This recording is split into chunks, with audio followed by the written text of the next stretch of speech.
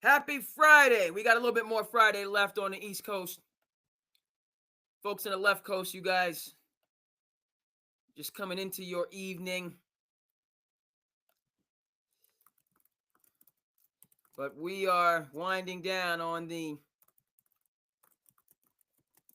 East Coast.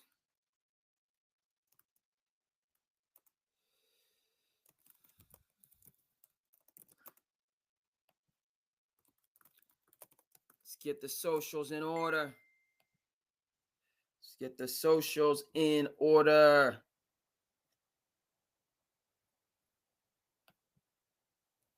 All right. IG is good. Got to refresh the book. Yes, sir. Facebook is good. Twitter is good.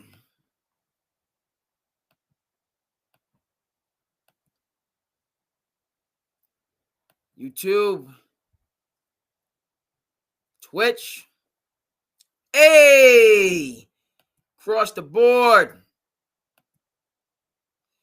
We are good to go. Yes, sir, Chris. Salute. Thank you for checking in. A lot to get to, folks. So much to get to, even though it's the summertime. The NFL has not taken place. It's not full swing. No. We gotta hold up. Whoa!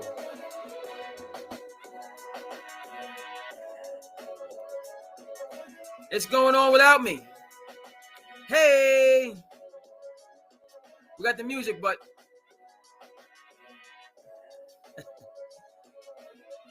this is not me, actually.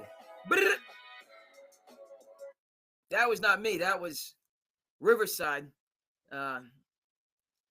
We've had all sorts of technical situations when it's come to the intro.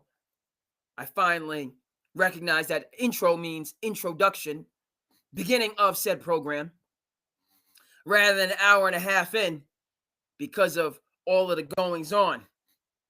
All right, so we're getting it right. Welcome to SandCity Sports, my people, to the business. I'm your host, Ken Cuddy.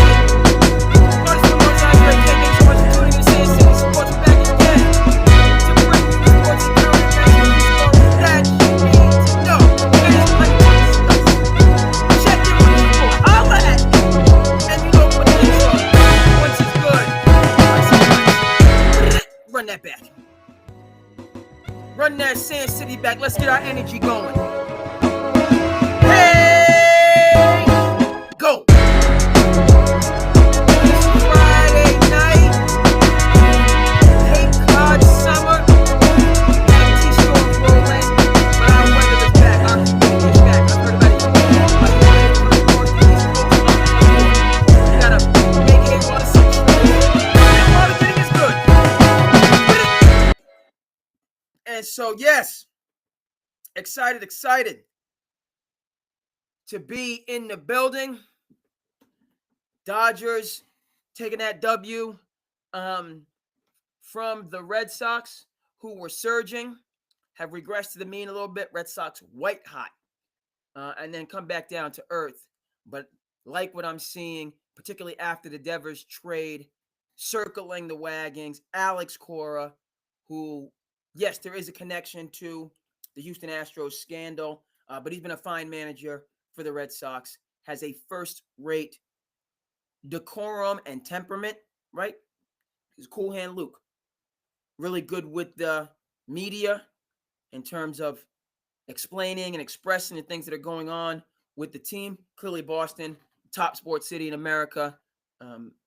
Red Sox going back to early 20th century. So the Boston sports media is voracious, tenacious. Okay? We got folks like Bob Ryan, who's still going strong. The Hingham Hammer, Shaughnessy, Dan Shaughnessy, a lot of intrepid up-and-coming reporters. So we're serious about our sports here in Boston. When you win, hey, Titletown, USA, there's nothing like it.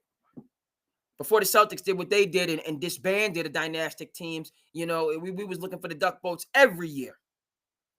We'll see with this new iteration. I'm not going down the Celtics rabbit hole, though. We're going to stay on track. We're going to stay on task because we have a lot to get to. But the Dodgers getting that win against the Red Sox. Red Sox staying in the hunt. Are they at the top of the division? No. Staying in the hunt to get themselves an opportunity to make the wild card, get into the playoffs, get the experience. It's about the future for the Red Sox. Traded Devers for the future. Now, and by the way, we're going to leave the intro up here. I hope where you guys are at, you're getting this good sunshine. Today, it was overcast, foreboding, threatening. As I said, we got T-storms that came in. For me personally, it was, how do I put this? There was a lot of Murphy's Law. You are familiar with Murphy's Law out there? Whatever can go wrong will go wrong. And I brought the Murphy's Law on me. By the way, I got that from the 25th Hour. Shout out to 25th Hour. Okay, so we're going to leave this, but shout out to 25th Hour. That's a Spike Lee joint. 25th Hour. Based on a screenplay by one Mr. David Benioff. Y'all know who David Benioff is out there? And by the way, holla at your boy. As I said, I'd appreciate like, comment, subscribe, all of that. I'd appreciate very much so. Good for the algorithm, good for me.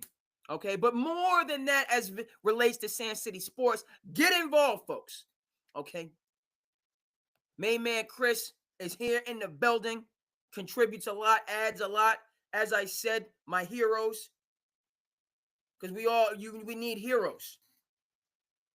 I remember one of the individuals that had one of the most significant impacts on me as an educator in life.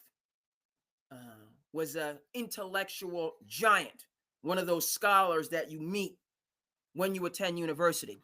If we can think back to a time when attending university didn't put you in wage bondage until you're 60 or 70, that's neither here nor there. We're not going to go too deep into cost of living, but college, everything. So young people, what I say as an educator, go ahead and get them scholarships, young folks. Get your academic, get your athletic. That's why I'm happy to be involved in education in my community.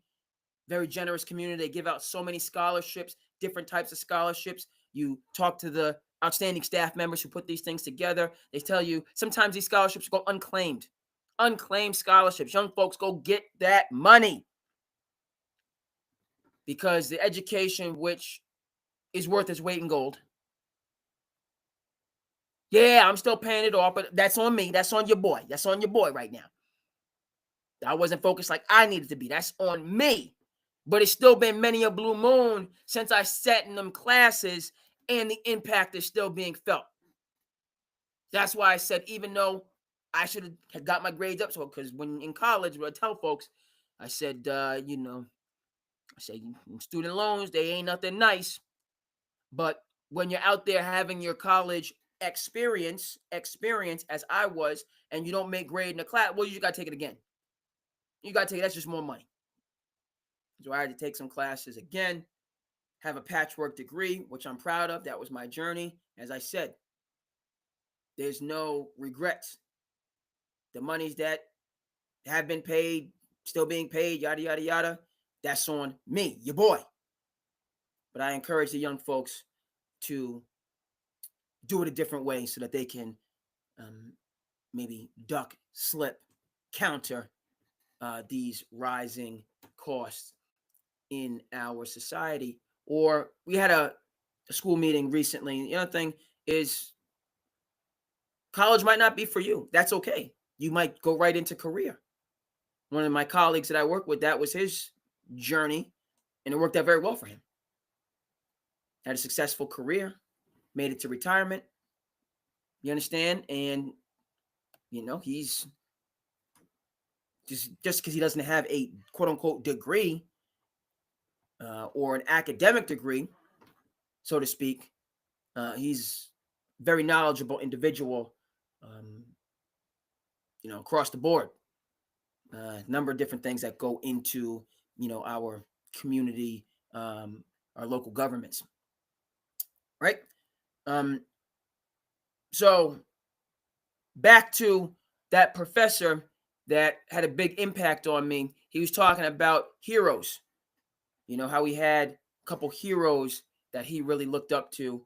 And that's something I said, okay, who's my heroes? We're going to bring this all the way back to the Dodgers. Let's bring it back to the Dodgers, right? My heroes, people I look up to. That's the one, Mr. David Simon. Y'all know who David Simon is. If you don't, I'm happy you're tuning to SandCity Sports. We're gonna have a little teaching moment. We're gonna have a little bit of, and I don't put myself in this category, but if you didn't know who David Simon is, your first time, then doggone it, you're being enlightened. Maybe by me, maybe just in general, but if you didn't know who David Simon is, I don't mind telling you, he is the creator of The Wire, widely considered the greatest television show of all time. One of my heroes. Another one of my heroes, David Chase. Okay, the creator of The Sopranos, Jersey guy.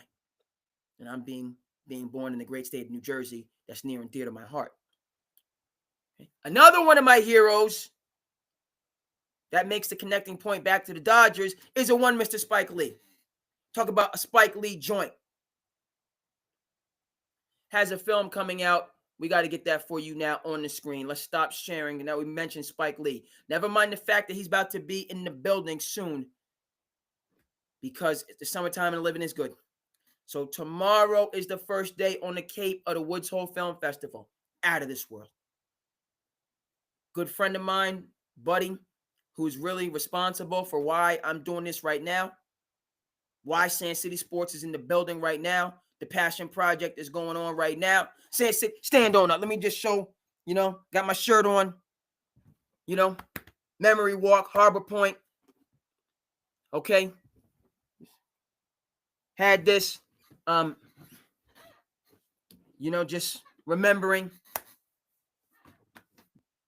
dear friends, my good buddy, a little bit older than me, didn't go to high school. He was one of those guys you looked up to. He was a senior when I was in 8th grade. I remember talking about how sports brings people together. Specifically, when we would go over, because here in Barnstable, where I'm at, our middle school and high school, they're close. Essentially an education complex. Middle school's here, high school's here. High school predates the middle school. High school built in the 50s. Old school, meaning, and as a history person, this is near and dear to my heart. Old school, meaning there's a bunker in the building. There's a bunker because when that school was constructed, little slight history lesson for the folks out there, whether you're interested, whether you wanted the history lesson. Well, if you're not interested, sure, let me know. I'm going to tell you anyway, but it might not be why you tuned in to SandCity Sports. We got a lot to get to, though. A lot to get to. We're going to talk about Hulkamania. We will be talking about Hulk Hogan. Part of the reason that this episode had to go down. Thought about doing it yesterday just based on, I have to say, the magnitude. Yeah, the magnitude. Okay, and now I'm dating myself. When I say that to the students, they don't, you're dating yourself. You're in a relationship with yourself. On your social media, it says, Mr. King in a relationship with Mr. King. What the heck? No, it's not what it means. It's a figure of speech. When I use that reference, I am showing my age. So those are nice little teaching moments. The young folk, they got a little kick at it. Who the heck does this guy think he is? This guy think he is. I always say in the class, you guys are always on that tic-tac. Y'all on that tic-tac. Say, Mr. King, it's called TikTok. Oh, I'm sorry. I don't know all the thing that the young folks are best and brightest, that are hardworking, they're talented, and they're going to go on. They're going to be successful. They keep working hard and applying themselves because they have what it takes. They most certainly do. They most certainly do. But our high school, right? Built in the 50s. This is the Cold War's going on. We talk about the stresses in life, talk about, which I'm going to get into as we go on. We got a lot that we're going to talk about. But this brave new world, never mind AI, which is on the horizon, already impacting things. Saw some signs. Am I being alarmist? No, I'm just talking about what's going on in the world right now. But before we get into the rise of the machine, shout out to Terminator 2. Arnold Schwarzenegger. Forget what that kid's name, John. I was shook after I saw Terminator 2. I saw Terminator 2 when I was like in 5th or 6th grade. Shook! You remember when you used to see movies and you would go home? See, that's the good stuff that now, middle age, I remember those things and it just gives me the energy. You walk around, you get middle age, you walk around, man, I said, I'm tired, dang. And I didn't really do too much. Why am I so tired? We got Willis, we're going to go for a stroll. We walk at night, I'm going to go for a stroll. Got to get him moving and grooving. He's got the energy. Had to go in town, do my little stopper here, run my little errand. I said, why am I tired, man? You don't stop playing because you get old. You get old because you stop playing. By the way, we got to win the men's league. Our first win of the season. Never mind that's the second to last game of the season, but we got to win. Big win going into the playoffs. Never mind that we were up 3 with 15 seconds to go the previous game and ended up losing in overtime. Not going to speak on that. I should have fouled. I was so stunned that we lost the lead and we had possession. I was so it was crazy. Some things we could have done better. Could have held the ball and just got fouled and hit the bucket and won. That could have happened. Also, I could have fouled. I didn't understand because we had the ball. I'm just like, hold the ball and get fouled. A shot went up, missed, rebound. Then all of a sudden we're running the other way. I'm like, and I contested. It was a good closeout. I got a hand up, high hands. There was no hand down. This joker who played in the team before, good, hardworking young man. He also boxes, he's doing well for himself, after, in his mid-20s, he's doing well. And it was lights out. Ended up losing in OT. Oh, it's crazy. But we got to win on Tuesday, and we got one more game, then we go into the playoffs. We're trying to keep that momentum. We're trying to keep that momentum going on. Bunker at the high school, old school, right? So this day and age, right? We're dealing with what we're dealing with. We're speaking facts right now. I hope everybody out there is doing well. This is my passion project. This is also a platform for whoever wants to come and be respectful and encouraging. And you got takes, even if it's about me, I can take it. You know what I mean? If I don't like this tag, I don't like it. Be respectful, but come with it. SandCity's going to be in the building for a minute. So come through. Right? Right. Okay. So here's the point I was making. Cold War, when the building was built. Whereas you had to do drills instead of a fire. Well, they had fire drills, of course, but along with the fire drills, you had nuclear exchange drills where you would sit under your desk, wait for the sirens, and then get back. That's a little bit of education, how when you're in 1st or 2nd grade, you think about it now when you're old, they tell you George Washington, never told a lie, Abraham Lincoln, chopped down a cherry. You get because you're only in 1st grade. We only need to be talking about the nitty-gritty of the American Revolution. You're just in 1st grade. That's what you can understand. That's what we're going to tell you right now. As you go on, then we can widen it out. But we're starting with the good stuff. By the way, that's how we're going to frame the conversation about Hulk Hogan. And we got to have this conversation. We're going to have the conversation. Folks, please, I know it's been a day. I couldn't get with you yesterday, but in thinking about it, I said there's no way I cannot do an episode given the magnitude. If you're an 80s baby, this is what is going on here. We're talking about losses from the Cosby Show. We're talking about losing from WWF. And we don't do the WWE. It's WWF. WWF.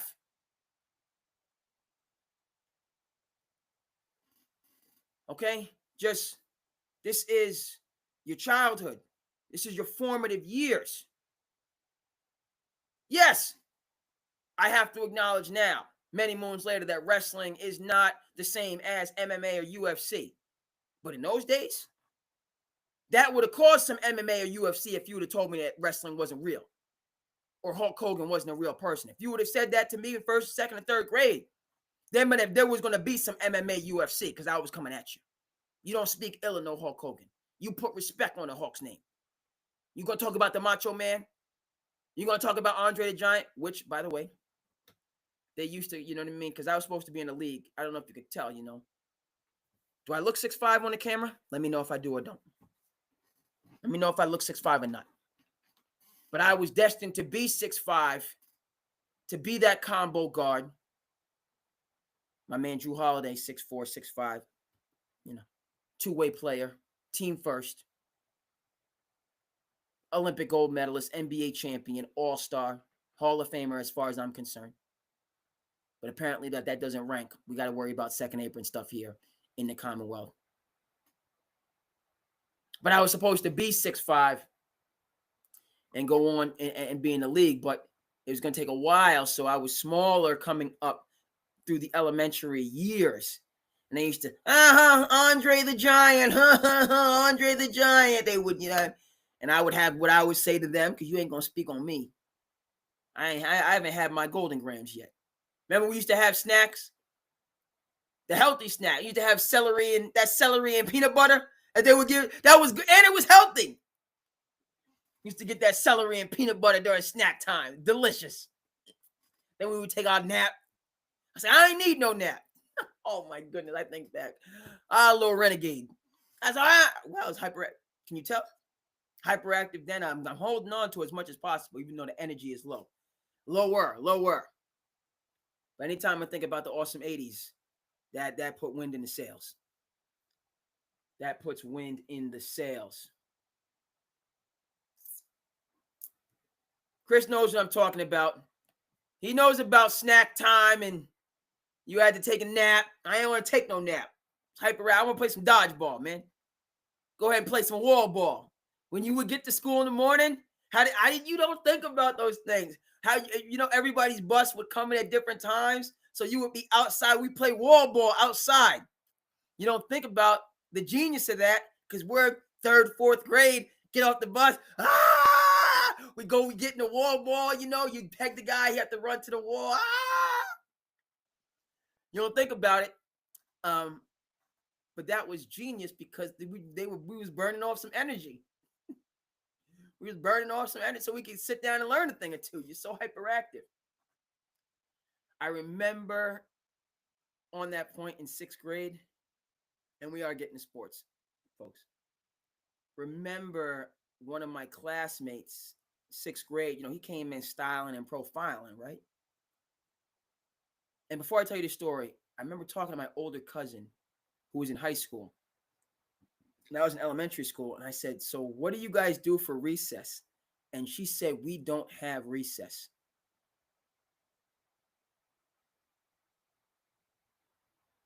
I was getting ready to drop out in 3rd or 4th grade. I was ready to leave, man. She said, we don't have recess.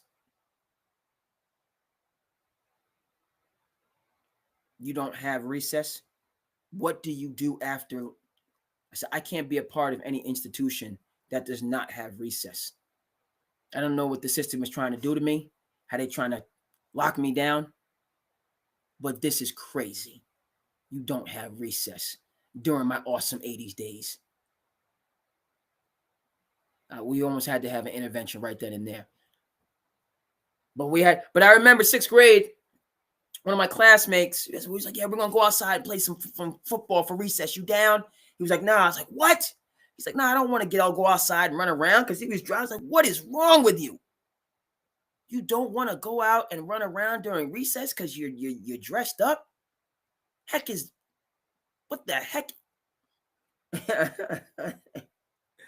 And now I can understand in 6th grade, you know, I want to run around and skid. You don't worry about getting sweaty, man. We out here getting it, man. I don't care if I break a sweat. I don't care. Well, and you know, classmates you might have been interested in that. I mean, I'm still smelling good, even after running around for half an hour, sweating up a storm. Still smell good. But the good, those good recess days. The connecting point that I was making before we get back to the Dodgers is, right? Perspective. Yes. Oh, goodness. I see a couple things. You always don't do certain things. I'm going to get this. A couple things are wrong. My things are out of place in my shot. No, I got to correct it. Got to correct yep, this is my hair gel. It's supposed to be here. Boop. This is supposed to be here. My beard oil. Might as well give him a plug. My Jamaican beard oil right here. Shout out to this. Get your beard for the beard community. I know everybody does stuff differently, but that mango and lime Jamaican, woo! Get the beard glistening, folks, and it have a good scent to it. Shout out to the beard. Okay, my comb was good. All my accoutrements back here, but they wasn't in position like how they should have been. We almost half an hour in, and I got things out of position. What's going on? How you doing? Salifa Yunus, welcome. I hope I pronounced that right. Let me know if I did not. Welcome in. We're talking about the awesome 80s. Oh! Respect. Pakistan. Much respect. Thank you for joining. We're going to get to Hulk Hogan. Oh! How can SandCity Sports? What's going on? How can SandCity Sports? I can do what I can do. But thank you for tuning in. Mr. Ramani, I'll help how I can. I do have to let you know this is an Upstart podcast. I don't have, I get, Nightcap does the late nights as well. SandCity Sports is some resources. Nightcap might be not that I want to lose any subscribers, but I don't have Uncle Shay connections just yet. I don't have Uncle Shay, but I help how I can. Uncle Shay, the Nightcap a little bit more established. Myself, main man Chris, others that tune in, this is independent. YouTube, this is independent. Okay, Instagram. You're on the gram. Okay, go ahead and if you're on the gram. If you're on the gram, just shoot a message. Shoot a message on the gram. Go ahead and send that information. I'll see what I can do. Respect from Pakistan, Mr. Ramani. Shoot the info, and as soon as the episode is done, I'll check the info and I'll see what I can do. But appreciate the connection all the way. Pakistan, Asia Minor, right? Pakistan, India, China. Check in from our nations in the Eastern Hemisphere. No doubt, Chris. No doubt. I feel you. But we want to appreciate the check-in. I appreciate the check-in. Fully inch to full disclosure. I made it clear this is Upstart Media. This is not established major contract media. So to your point, Chris, we trust but we verify. I appreciate the check-in. Let me finish with the story so we can get to Chris's point about the Dodgers, and we got to talk about Hulkamania. Finish that because I done taken you down a rabbit hole of my childhood, which is going to be a connecting point. There is going to be a connection too, right? But the connecting point why I brought up the high school here in Barnstable, okay, where I live, hometown, okay, Cape Cod kid, and the fact that, that's one of the things, it's kind of a local legend. There's the bunker underneath. Talk about the Cold War. I referenced that because it's important perspective in terms of the different challenges. Why am I bringing this up in the first place? Because the Surgeon General said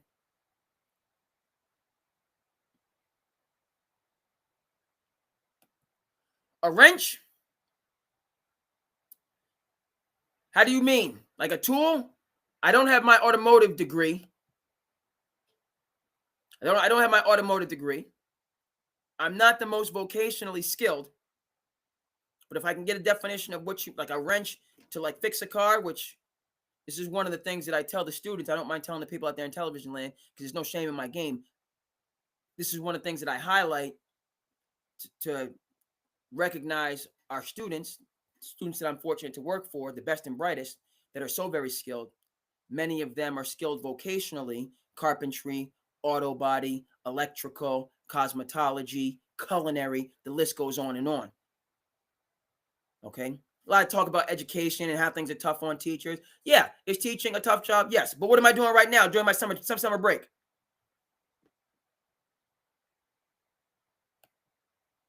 A moderator on the channel. Hey, holla at me. I'm for it. If we had somebody that wants to tune in to maybe guide the show a little bit as I go off on tangents, and you can do that through the chat. Let's see how I go across on the socials. See if anybody, okay. The socials are a little bit quiet. We gotta, there's a little bit quiet on the socials. A couple people are rocking. That's fine.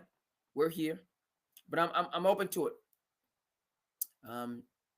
That would kind of, and if anybody wanted to be a moderator, just to volunteer on this passion project, because you see the vision for where it could go, come on down. Or if that would be somebody that just wanted to be on the pro, but have that role of just kind of, we're doing this, we're doing this, we're doing that, we're doing the third. It's all good. That's a lot of folks. Anyway, it would just be, it would be helpful and cool and appreciated. Okay, my point about the school, the bunker, the Cold War, so we can get to sports. What am I getting at? Surgeon General. What does Surgeon General say? Loneliness epidemic. We're feeling lonely out there. We meaning us Americans. You might even go further than that, just people in the Western world feeling lonely, which is the equivalent of Surgeon General of the United States. This is not me. I did stay at a Holiday Inn Express, but this is not just me saying this. Is the Attorney General saying this. Loneliness is the equivalent of 15 cigarettes. Chris is a hooper, men's league. He gets down. I'm holding on for dear life, hooping. Even though I've been holding my own these last 2 weeks. I've been out there, like I said. I turned the ball over. Too many turnovers. I do get steals and rebounds though, and I do. I'm an assist man. I want my, I got. Woo! We had a player that came down, my buddy, to start the year, and Chris can understand this. He was like, "Yo, I got a couple ball players." I was like, because I had a full team of guys, like my guy, my team that had been playing with me for years. So I'm always, I believe in because I'm a Tibbs guy. I'm a Tibbs guy. So on my men's league team, and Chris, you're free to check in on how you guys do it. But for my men's league team, I won't have more than 8 guys on the roster. Now, no more than 8. And that's pushing it. I'd prefer 7. And if I had my druthers, I really want to have 6 guys. Because if you come out to my men's league game, and 7 is not bad. 7 is not bad, particularly as we get older. Like, guys need to sub. But I tell you one thing. The first time in my life, that's how I knew that I messed up and I had been off for too long. I subbed myself out last summer. I have never subbed myself out in a basketball game ever. Ever. Right? 7, 8. Ever have I subbed myself out. Now, again, that's because of the hyperactivity, which you guys can maybe see, and the love for the game. And, hey, my man Allen Iverson, averaging 41 minutes. We talking about practice. We talking about practice. Not a game. Not a game. We talking about practice here, man. We talking about practice. Bro, when them lights go on, I'm ready. Never mind just hooping just to hoop for the love. But you put a crowd in the mix. You put some cheerleaders in the mix. You put some people that I know that I want to impress in the mix. What? I'm not coming off this court. You're going to drag me off the court. I'm out here getting busy. You score on me, I'm coming at you next possession. You ain't going to embarrass me in front of people. You get, hey, the old, now right now I'm more game manageable, but I had a little wiggle in the day. I'm just saying. People can say, I had a little wiggle in the day. I'm just saying. Right? Because I can give you the Tim Hardaway, the UTEP two-step, or I give you that A.A.U, that deep. We got to get it for you on the screen, folks. Yes, we're gonna get to base. We're gonna get to, but we got to get the deep cross on the screen for you folks. YouTube know what I'm talking about. It's already here. They already knew where I was going with this. They already knew what time it was.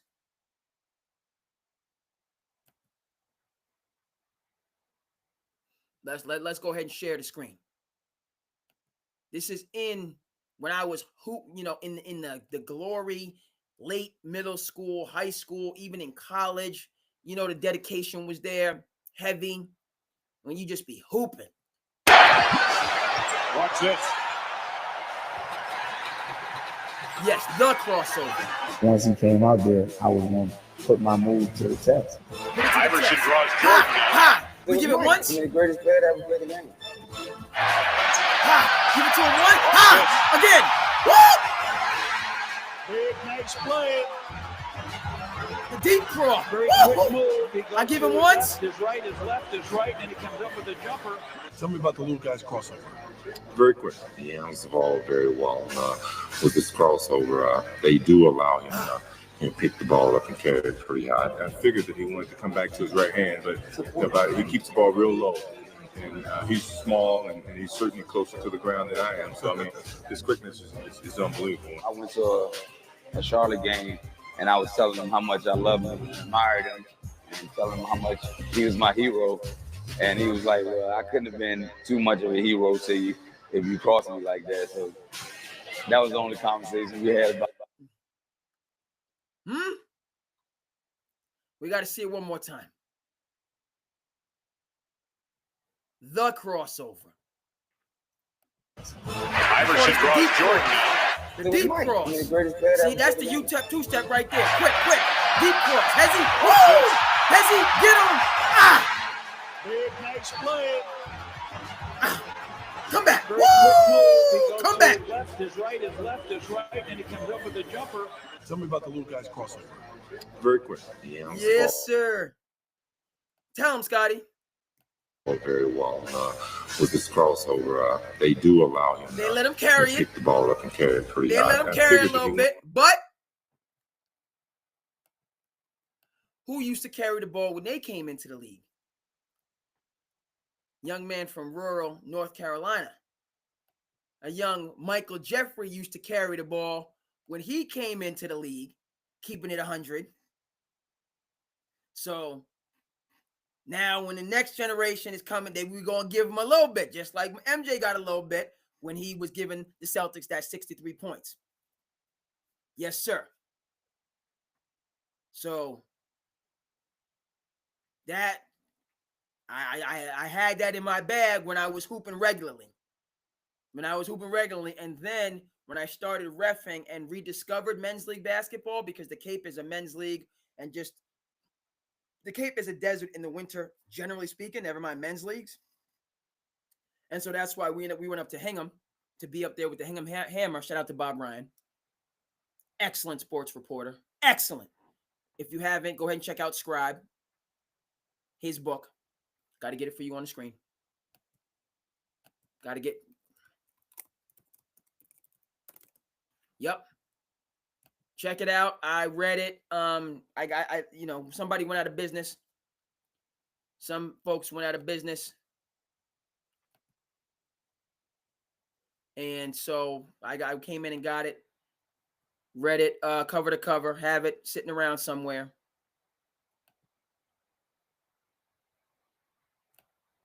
Learned a lot. Didn't know because Boston has a checkered history when it comes to cultural and race relations. Yes, we do. Doesn't mean that incredible progress hasn't been made. Incredible progress. So we're living in, but didn't realize Bob Ryan was from the great state of New Jersey, just like me. So that, I heard that. Woo. And then it's so, if you do Audible, if you, like a lot of people out there, you got to commute, you got to go from point A to point B, you're on the road, check this book out on Audible. You won't be disappointed. If you are, you have further takes, I'd be happy to hear them. But it's just a wonderful, wonderful book. Okay, and I'll make the connect. We're going to leave Scribe up there for a second. But I bring up Bob Ryan. Had been away from the game after college for a couple of years. I got going again with the men's league because we have summer league now. What would happen is we'd have these great summer leagues that I'd referee when I was starting off reffing. I'm talking about Bob Ryan Scribe. Shout out to Rick Tellender and Heaven is a Playground. Another great book. Check it out on Audible. Read it cover to cover, paperback. Rick Tellender, Heaven is a Playground. I'd be reffing these men's league games over the summer, and it would just be this great community. There is a sense of fraternity amongst the guys. Not just the guys, the significant others, the girlfriends, the families, the kids, the parents, the it was community. And there was like this very high level competition as well. Guys that graduated, still playing in high school. Like, there was good basketball. And I was like, why do we have this in the summer and then we have to wait another year till next summer to have this? So that's when I became interested in keeping it going. So I started the first men's league team. We went all the way up to Hingham. It's about 50 minutes an hour, more like 50 minutes. And we did that for a number of years. Then we started a league on the Cape. So we were playing in Hingham. There was a league on the Cape. And even though it took time and it was stressful, making sure you had 5 guys trying to win a championship, making sure everybody pays their dues, all the rest of that stuff. And Chris can attest to this. Anything worthwhile has to have some level of stress. That's just A. But once you get out there playing, although it worth its weight, I'm telling you. Silver, diamonds, whatever you want to talk about. And then you don't realize until you stop playing, as I did the last couple of years, that you stay in relatively good shape. You're playing 2 games a week. Then guys will go to the gym another 2 games. That's 4 days you're getting good exercise out of the week. Versus I stopped playing, I might exercise maybe 1 day. And that's no good in and of itself. So, connecting point, last summer, the first time ever, I had to take myself out of a game because I was fatigued. Huge red flag. Okay? Huge. Okay, connecting point. Talked about, right. What's the connecting point? We are going to get back to the Dodgers. I remember the connecting point. I go off on these tangents. Okay, but check out Describe. Okay, so where the heck am I going with this? What's the connecting point back to the bunker underneath the high school, right? Talking about what we would call like first world problems, existential problems. No, third world problems. A first world problem is a lot of my quote unquote problems, which there are challenges. Talk about the cost of living, talk about, all these other different things, all these other different metrics, the wealth inequality. There's challenges. Okay. But this idea of loneliness being the equivalent of 15 cigarettes. 15 cigarettes. Because folks feel so disconnected. When we have all of these platforms and to stay connected, but it's a different type of connection.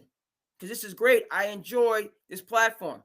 I sit down and listen in a number of different platforms. While I'm up taking the dog for a walk, I'm doing different platforms. Malin Militia, Odd Couple, a lot of great programs.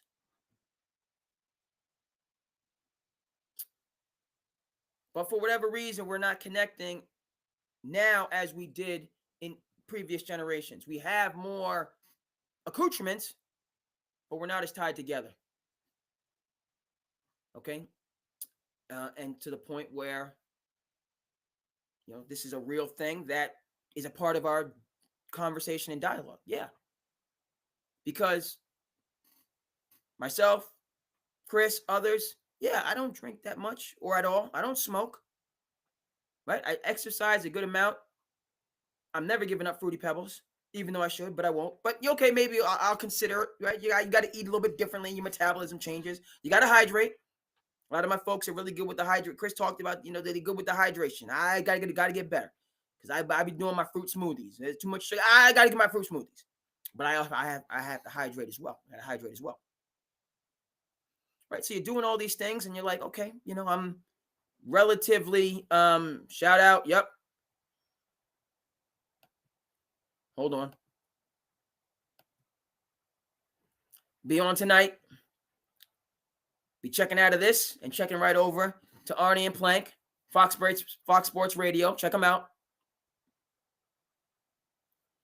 But, Chris talked about you doing all these things and, just to keep your health and be mindful and be conscious. But then while you're doing all those things at the same time, you're smoking 15 cigarettes a day? What? When did I smoke 15 cigarettes a day? I didn't know I smoked 50. Chris, see, that's levels. That's you're up there with I got a buddy of mine that I play men's league basketball with. I'm not gonna shout him out, because I don't know. But my buddy I play men's league basketball with, he led us in scoring the last 2 games. He's older than me, graduated a couple years in school older than me. But this dude, you want to talk about physical fitness? And he does intermittent fasting, which is a thing that's kind of coming up where you fast for a day or a day and a half, just regularly. You get used to it, and then you can just do it. So that kind of helps keep your levels down, and your body can burn fat, so on and forth. He don't do drinks tea or very well hydrated. He just takes really good care of himself. And it's intentional. He's been doing it for a long time. And that's why he can be a couple years older than me and still lead the team in scoring the last 2 games like it's nothing.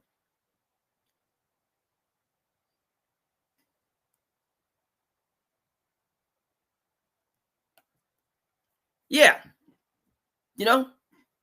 I go out. My buddy, I'm talking about, we go out. But in the aggregate, it's like it doesn't, it's about moderation. Yeah, you can have a glass of wine. Some of the people that are the oldest folks in the world. We're going to take Bob Ryan down. Shout out to Bob Ryan, scribe. No, we're going to keep Bob Ryan up. We got an executive decision that's been made. Because we got Bob Ryan up. But if we're going to put Bob Ryan up there, folks, go ahead and check out. Yes, that's what I needed.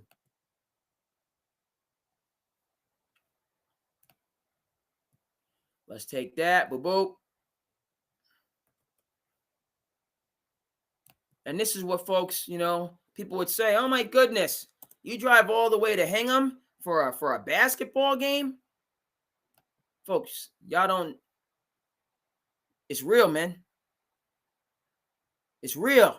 When you get out there and the brotherhood is real and necessary and needed.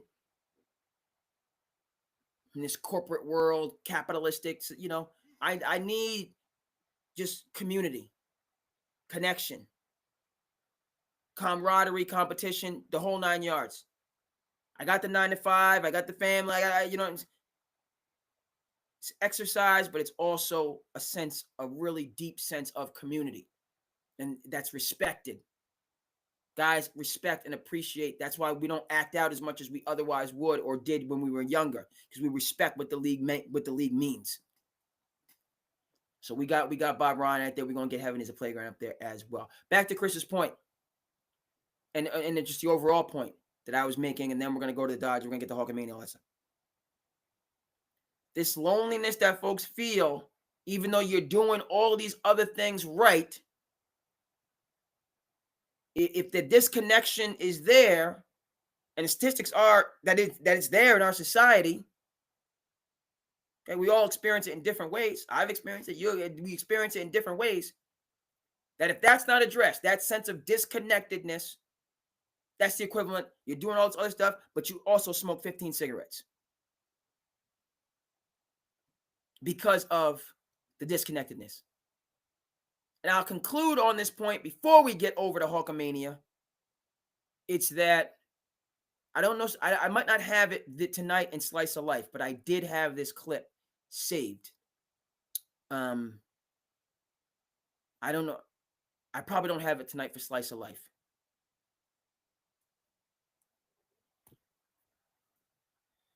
Hey, I appreciate that shout out, Chris.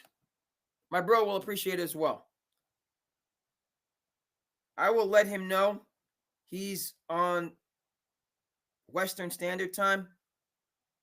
He comes out as much as he can. But yeah, he's solid. He's solid. Strong takes. Strong takes. Concluding before we move over to Hulkamania. Harvard study. 75, they followed these folks for 7+ decades. Different backgrounds. And they were studying longevity, like what constitutes longevity. Did this Harvard study. You know, Harvard. Park the car in Harvard Yard.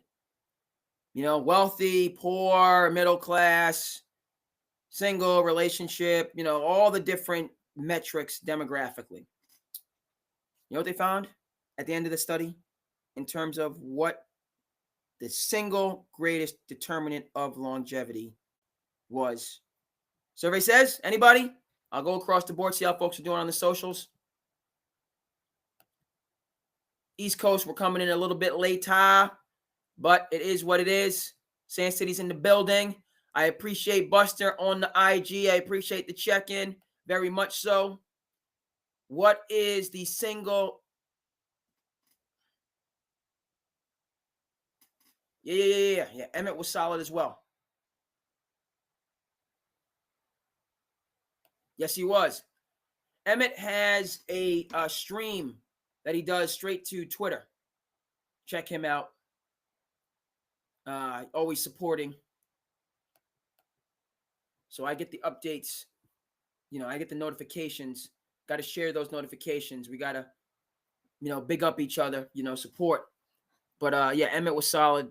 When he came on, he's solid in general. He's always welcome. He knows that. You know, folks are welcome. I'll send you the link. Jump on. Let's chop it up. Me, Sue, Casa, let's go. Number one determinant of longevity. It's good. Close. It's good. It's a good point. It's close. To the actual answer, it would depend, right? Because that, you know, marriage is an institution that's come under assault. Number of different factors. A lot of the stuff that I see, and first of all, let's be clear where I stand. I'm for the happy homes and people being in connected, committed, long-lasting relationships. So let's just establish where I'm at on this. One of the places I follow is called the Kings Community on IG, which is a men's community, but just about guys and their different experiences. Married, you know, a lot of the guys have had broken relationships, kind of the sharing, you know, it's kind of a support and highlighting a lot of things that, you know, are, you know, it's tough. But Chris, at that point, I think the reason that's not the biggest determinant, it would be if you were in a healthy, collaborative, you know, if you were in a healthy marriage, then that gets, because the number one determinant is strong relationships. It's not necessarily marriage, unfortunately, because the institution has gone through some changes and is not as strong as it once was. By the way, I will concede that there were, you know, in the good old days, all those marriages, you know, where husband went to work, the wife, all those weren't as pleasant as they seemed. It was, and I know this from a sociological standpoint, the laws related to marriage in this country were draconian. Meaning, talk about feminism and the Cultural Revolution, and you know, or the, you know, the civil rights and feminists and all these different revolutions took place in the 60s. That's because in part, not entirely, but in part because the laws in some states were draconian, meaning medieval, meaning they came from the Middle Ages. Meaning in some states, the wife was still the property, as Chris knows, of the husband. Which in the middle of the 20th century, what are we talking about here? Okay, and that led to a number of other issues, abuses within those nuclear marriages that needed to be rectified. Now, we went from one end of the spectrum, and we are going to get to sports, to the other end of the spectrum with, hey, no fault divorce. If you don't like it, you know, that's the world that we grew up in. Right? If you're fortunate, as I said, I'm fortunate to have my grandparents in my life well into my 40s. The world that they grew up in was the older world where you didn't have as much the freedoms, but people stayed together. And I can tell you was the beneficiary because I had grandparents that were together, that were the nucleus of the family. Folks out there, if you have your grandparents in your life, or you know what I'm talking about. Dinners, holidays, reunions, the whole 9 yards. But again, we're talking about the quote unquote good old days in the 40s and 50s. You know, you didn't have even in situations that weren't appropriate or good, you didn't have the ability to leave. Then we go to, you know, you can leave anytime for any reason. That's the world that we're living in. That's why people are so nervous and concerned, right? When we talk about Travis Hunter, who I'm a big fan of, support strongly, I want him to be successful. But when somebody like Travis Hunter, number 2 overall pick, gets married without a prenup, you know, it make the hair on your back stand up. In the same breath as you talk about, you know, athletes, you know, Dwight Howard's married to a young lady for 6 months, 60 days. No prenup. I want a divorce.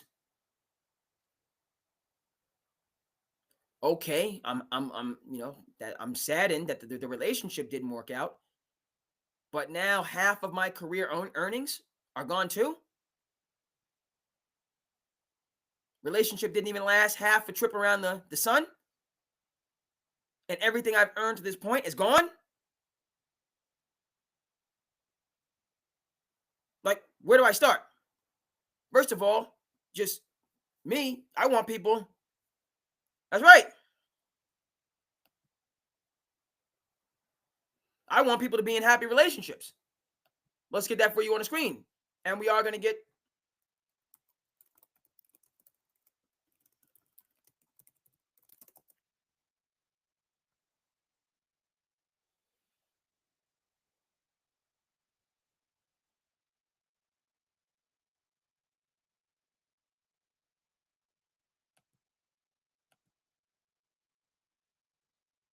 okay. This is not just your boy, the Cape Cod Kid, just talking here to be talking.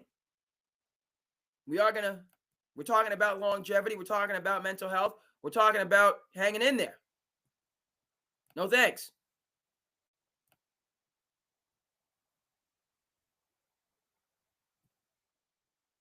You can't really see. You can see the headline.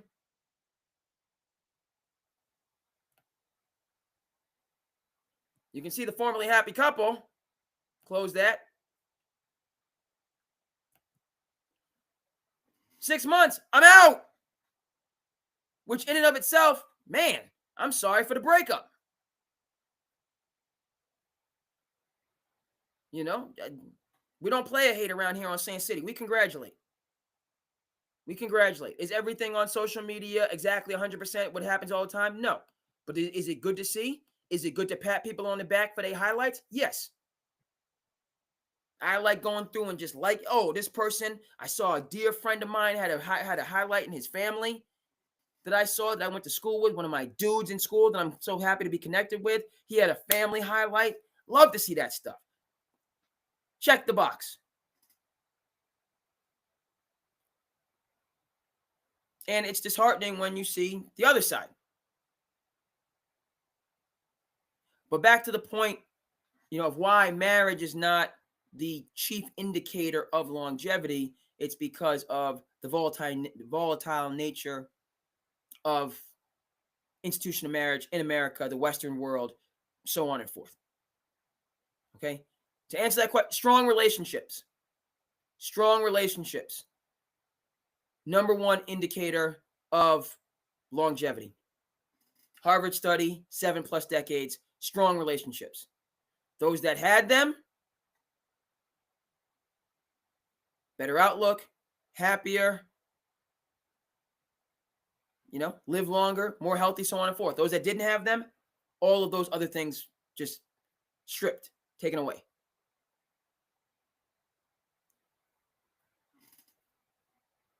Okay? Right.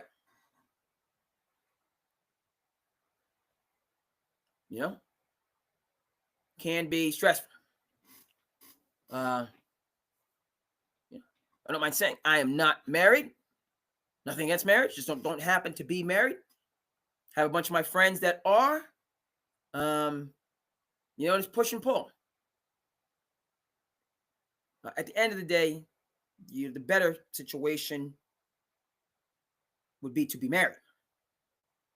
It's not good for man, the universal man, meaning man and woman, to be alone. It's not good. Not that everybody that's single is alone. It's not the point. Right? Marriage, family, the future, next generation, all that stuff.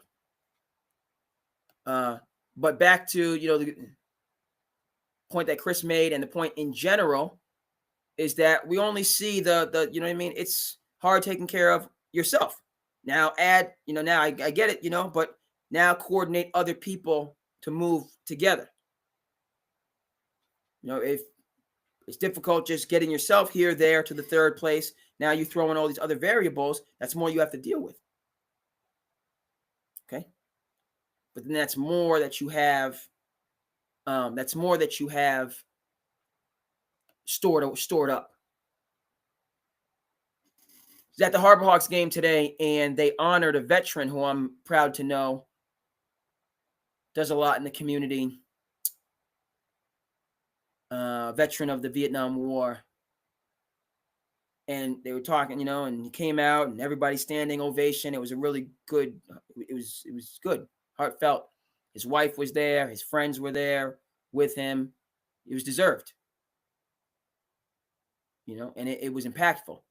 But it was, he has 4 kids, 4 grandkids, 4 great grandkids. Talking about, again, the lineage. He's a patriarch of, and I'm sure there was quite a bit of stress, but there's a richness that it's hard to put into words. Strong relationships, folks. Strong relationships. Shout out to Men's League Basketball. That is a place where those relationships are cultivated. Not the only place, but a good place to exercise and to share community. Okay. Yeah. It was really cool.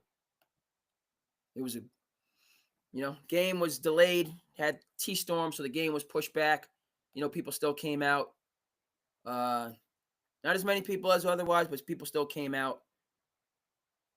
And seems like every game, which they honor a veteran. They'll come out, tell their story, and so people can see and appreciate and understand. So that was awesome. Okay. So speaking of awesome, the awesome 80s. You can't talk about the awesome 80s and not talk about Hulk Hogan. When you think about the awesome 80s, you think about Hulk Hogan. As a kid, right? Larger than life. As a time, the 80s, big. Bull Market, New York, WWF. I mean, so we got to talk about the Hulkster. Got to talk about the Hulkster because, and there's a lot of different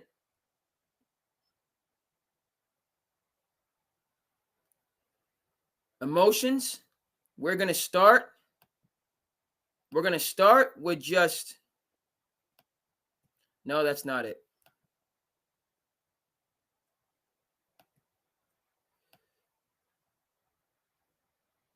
Yeah, he was, okay, we got to get the picture.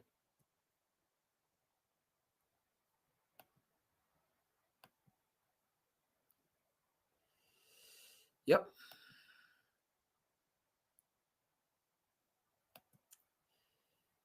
Saturday night main event.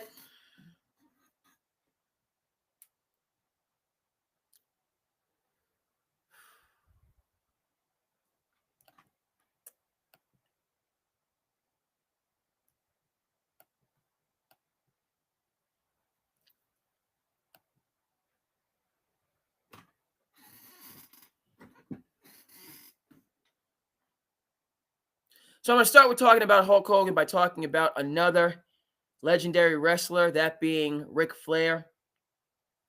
Go ahead and check out The Nature Boy. ESPN 30 for 30 Gold.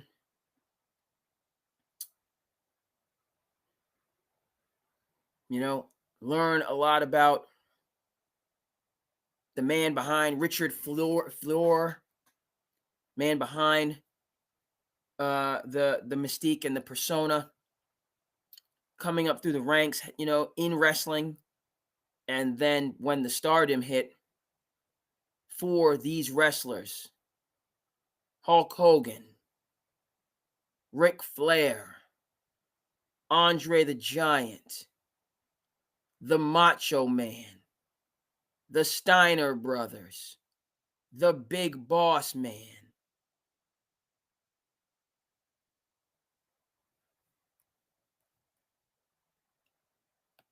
That sounds about right.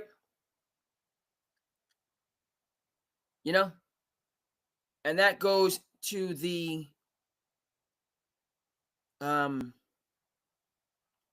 checkered past, to say the least, with Hulk Hogan, right? Because what, you know, many of us are feeling right now, Ultimate Warrior. And that's a good point that you bring up there, Chris, which I got to speak to a little bit more. Good buddy of mine who was and is a tremendous athlete, Division I cross country runner, All-American in college at a Power 5 school. Huge wrestling fan. As much as I enjoy watching, learning from, talking about sports, he knows wrestling in the same capacity. And so we're talking, and he puts me on to a film project, Dark Side of the Ring, looking at what wrestlers go through outside of the ring, who these individuals are in their actual life. And one of the things that he talked about that was surprising to me, Hulk Hogan and Debo, sounds it, yep. Working out at Gold's Gym.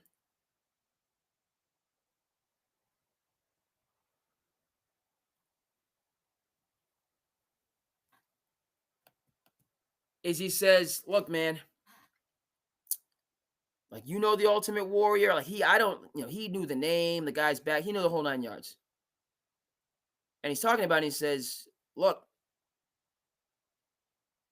he had problems outside of the ring. He had problems within the WWF in terms of how he treated people. when you watch the documentary, you know, his colleagues, his peers, spoke to a different side of him that was not pleasant, was not professional, so on and forth. Right? And it's a recurring theme.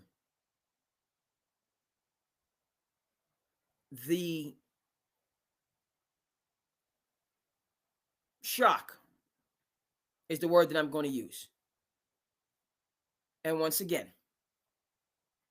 we had this conversation because Hulk Hogan is the second 80s star to pass away within a week.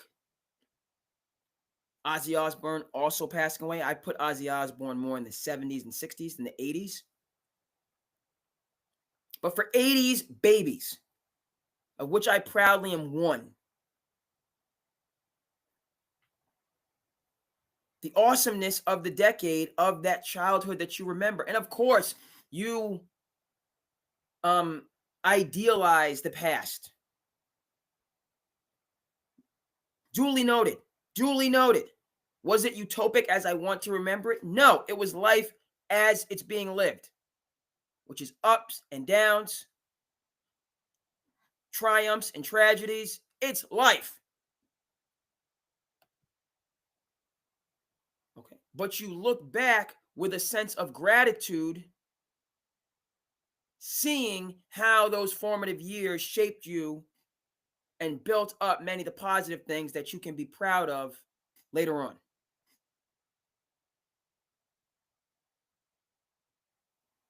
But as I said, speaking about get older, slow down a bit, need a little bit more pep in your step. Those memories equate to that pep that you get in your step to keep going and advancing. It's those memories and shared positive experiences. The Cosby Show, watching the Cosby Show, learning from the Cosby Show, how America needed the Cosby Show. This is the era of Doug Williams, folks. MVP of the Super Bowl. I believe it was 82 with the Redskins. I know we're having a conversation about mascots, okay? The Commanders now. The presiding narrative at that particular point in time in American life was that African Americans could not play the quarterback position. The Doug Williams, the Warren Moons of the world, the Randall Cunninghams of the world. They were anomalies. They were treading against the grain, riding into the current to showcase their natural ability. Thank you, 87. Appreciate it.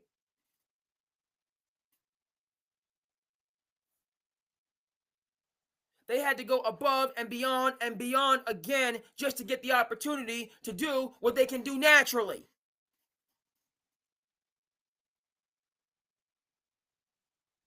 Never mind the Patrick Mahomes and the Jaden Daniels and the Jalen Hurts and the Dak Prescotts. And the list goes on and on and on and on and on. The Geno Smiths and the Tyrod Taylors.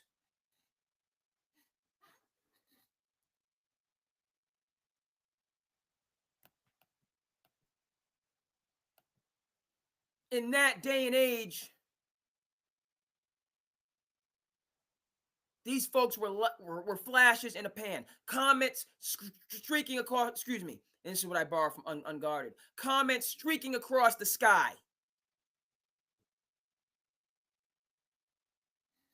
Their achievement went against the prevailing and accepted narrative.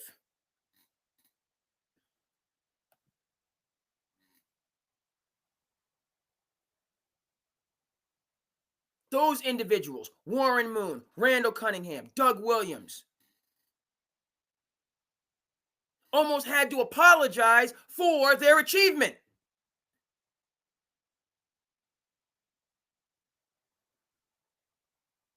Because them shining bright cast aspersions on the quote-unquote smartest guys in the room.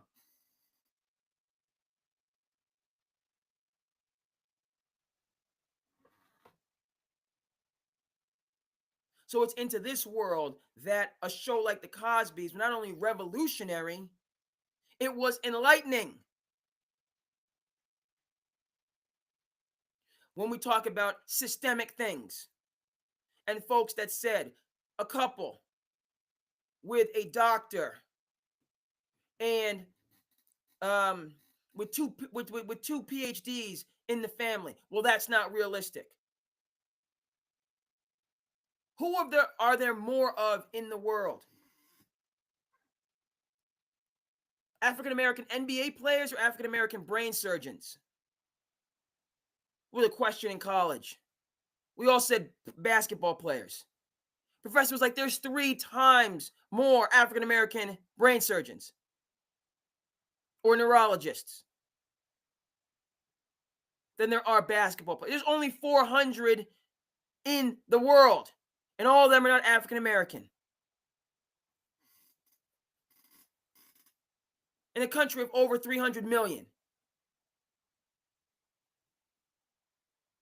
But the perception that there's more basketball players, the generally accepted perception, than neurosurgeons represents a systemic misconception that leads to negative outcomes.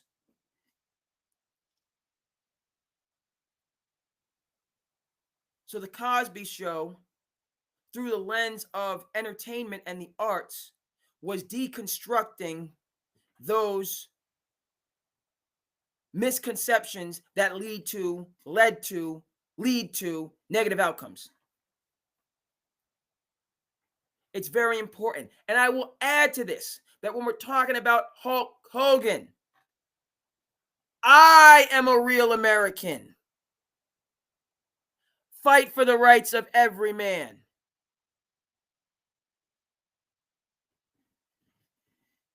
I, me, Andre, us. Hulk Hogan being beloved across the board.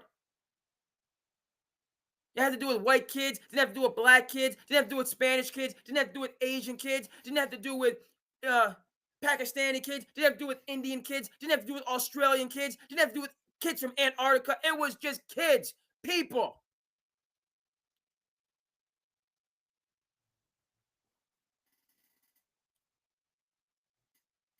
When he came out to I Am a Real American, previous to that, Eye of the Tiger,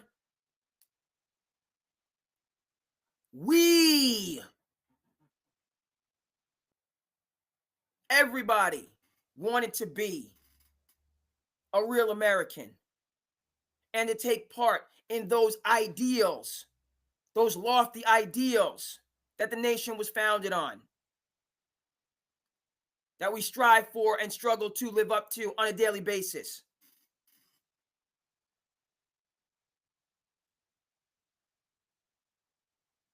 He had that rare ability to transcend class and culture with the character that he created.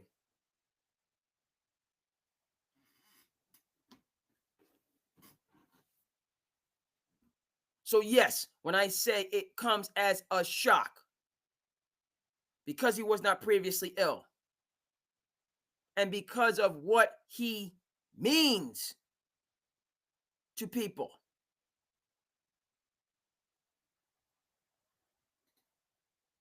Okay? You lose Hulk Hogan, you lose Theo, you lose your childhood.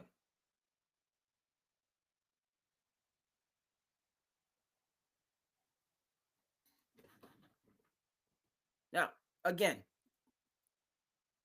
the memories, the actual, but that's That's the sentiment. That's why. And now I'm going to say the point, and then now we have to kind of connect it. Because you talk about autograph signings, you talk about different events, and why these things still take place, and why these celebrities still make tens of thousands and hundreds of thousands and millions of dollars with these things. Because even in your 40s and beyond, to meet the actual person that meant so much to you as a kid, you're willing to pay what, $50 for an entrance fee, $75 for an, I'll make it up. Do I have this money on hand? No. But just to meet these individuals that meant so much to you in their advanced years, to thank them. Like, yo, that meant a lot to me. Is it the number one thing? Are we talking about these guys, these role models, these idols, and you? No. They're not the most important thing by far, but they are role models, which give you a perception of how to strive and be better.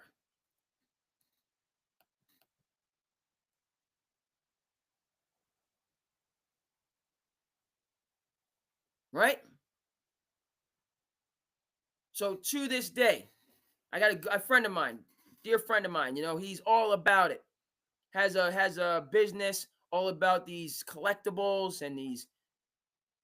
It's awesome. Baseball cards, art, different toys and things like that from the awesome 80s. The more money that I had, the more stuff of his I would buy. I'm 1,000% in support of the concept, his business, so on and forth. We have a business here in Barnstable, Flashback, which is super cool. It's like an arcade. It's a barcade. Restaurant, all the old arcade games you can play. They do music in there. Again, I support them as much as I can. I'd eat there every single day if I could. Along with another number of other great restaurants and businesses that we have here on the Cape and Islands.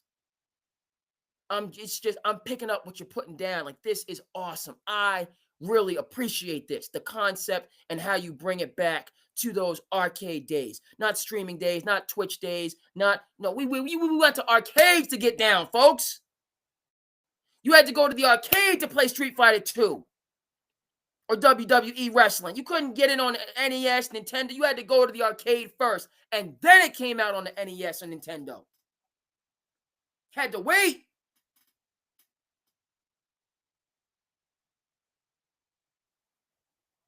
Man, and it was awesome. I think about those memories. I talk to my pops, talk to my mom. I just think about that stuff all the time. And it's, again, put wind in your sails. Puts a pep in your step. It means something. And no, I'm not saying it's the end-all, be-all for the rebuttal.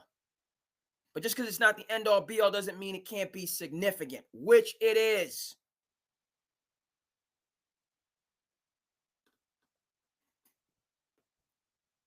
And so now we have to look at Hulk Hogan, Hulk Hogan as an adult.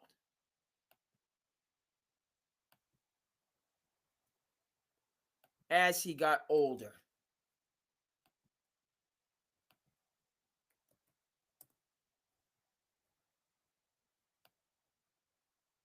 Right? The old man now.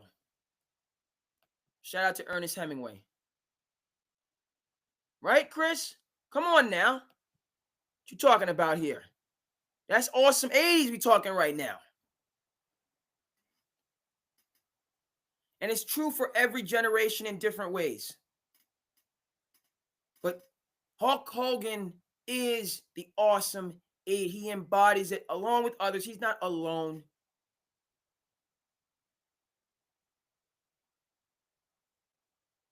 But that's what he more, right? And go ahead and check out Nature Boy. Highly recommend it. 30 for 30. Check it out. It's just, and it looks at, certain people were more Hogan. Yes, sir. The old man in the sea. And I'm giving you a couple things, folks, and I'm firm on this. The Nature Boy, 30 for 30. Right? If we're talking about Hemingway and we're talking about Old Man in the Sea, check out Ken Burns' documentary. Hemingway, if you have Prime, okay, has all the PBS. Never mind when we used to fund PBS. Story for another time. Best television on television for kids and adults, which is why it needs to be funded because of the good that it does in our country and greater world. No two ways about that.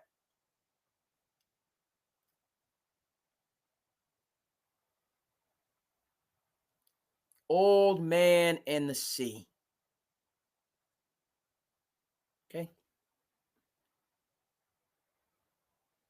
So you get older. Obviously, as the 80s babies get older, the Hulkster's getting older with us. Okay. You see here, he's not a spring chicken. He's in his 40s or even his 50s. Probably in his 50s in this one. Still got his gimmick. You see people are still going crazy.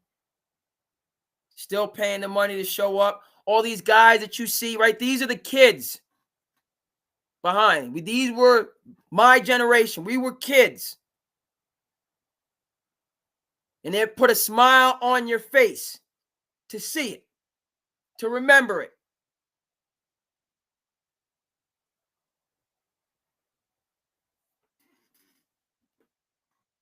All right? But at the same time, now you can see him more eye to eye. Just like as you get older, you see your parents, even your grandparents. You can see them more eye to eye in terms of who they are, who they were, when they were raising you up. And you can understand that they're human. They're going to make mistakes because they're human.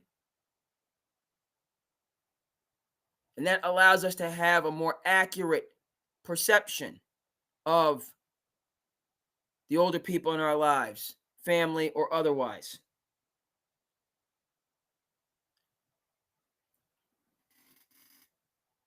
All those things are in effect for me as relates to Hulk Hogan. None of that excuses his behavior for me and his stances on race and culture. So let's take a look at this. I don't care who Hulk Hogan, Terry Bollea, however you want to put it, voted for.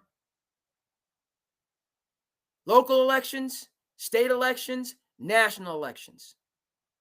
He has the right to vote for and support who he wants. And this is a continual narrative in sports that progressives like me need to get their act together.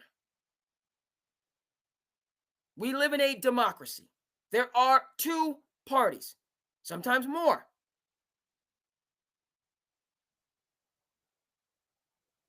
There's things that you might like in one party, things that you don't like, vice versa. First of all, apart, and I'm saying this for progressives, all of the hand-wringing, all of the highlighting because somebody who's a celebrity didn't vote for who you voted for is the reason that more people vote for who you didn't vote for. I'm going to say that again. When you highlight just the basic fact that somebody voted for who you didn't vote, somebody voted for an individual that you didn't vote for, and you just highlight that basic fact, and then ascribe all of these other characteristics to that person, because that's how you see the person they voted for, you just alienated that person and all their friends. And by the way, they could have millions of friends. If you're talking about an individual like the Hulkster. By the way, so let's get that straight. Me personally, do I agree? No. Do I need to agree? No, because it's a free country. A nation of laws, a democratic society. All right, we're having these conversations, but I'm just talking about the foundations as I see it and as they've been since time immemorial.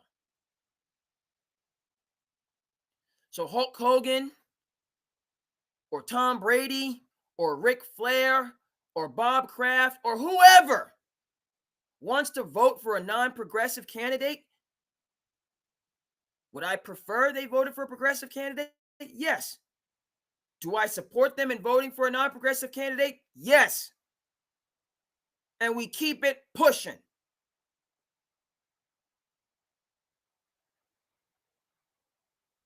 And again, the assumption, or dare I say assertion, that because somebody voted for a non-progressive that they are XYZ, ABC, I don't mind telling progressives.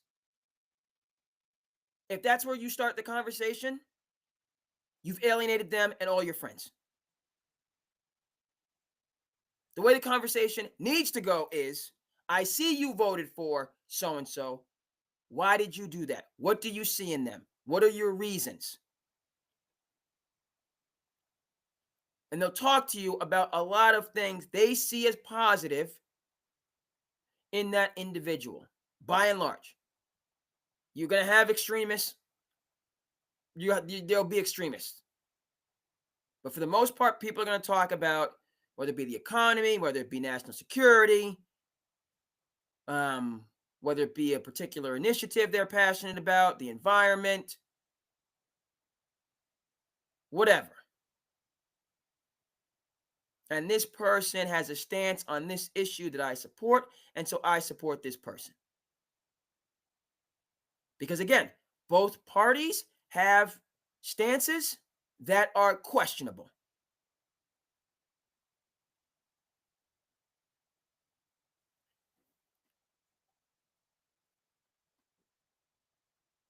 So I'm starting there. He supported Trump and Vance in the election. Okay. Went out and campaigned. Okay. Got a lot of people. Okay. She's not the only celebrity entertainer to take sides. That's fine. Okay. And to start with, I needed to frame that in a way that we need to get back to. I think myself, others. I did not support the Hulkster's candidate, as I've said, but he has the right, and he's still Hulkamania, the man to me, with that stance. Is it more conservative than I would have thought that he might be? Yes. But he has a right to the stance. He's still the Hulkster for me. Supporting who he wants to support. That's first. Now, second.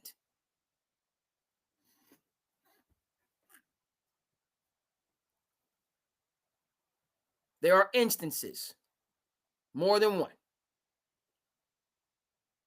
of Terry Bollea, Hulk Hogan,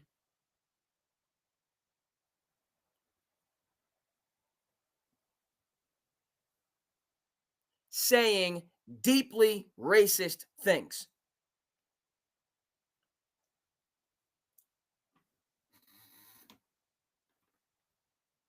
Okay? They're private conversations. He's talking in confidence, behind closed doors. The opinion, the language that he used is deeply racist.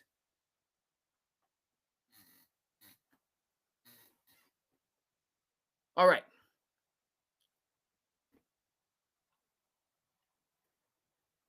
That's a part of his legacy. And the question now you have to ask yourself, looking at the man as you get older, is how much of that low light that we've got a glimpse of, how much of that is you? How much of that was, a bad moment, a bad phase, right? That's the question that you have to ask. Was he always deeply, vehemently opposed to certain cultures who supported him in lockstep? There's an element of, did he get one over? Are we talking about, a wolf in sheep's clothing? That's what myself and I'd imagine others are grappling with right now. Did he become this other person later on in life, or was he always this person when you idolized him as a kid? Right? And that's the type of thing that now, talking with my peers, talking with my pops, right? People that could see him at eye level.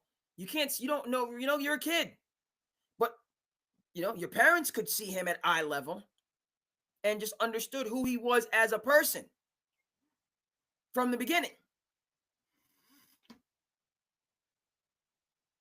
Right? That's that when your parents say, well, I don't want you to hang out with this person. Hey, what are you talking about? You're being mean and you're being right with this is the coming of age type stuff. You look at your parents like they're crazy because you see all the positives in this individual, this situation, and none of the negatives. Your parents, because they're older, wiser, more experienced, they can see the whole picture.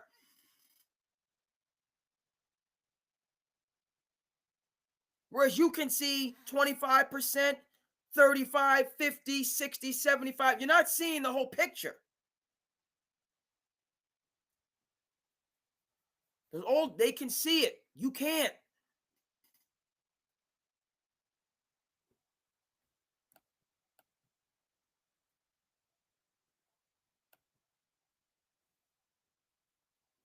Facts.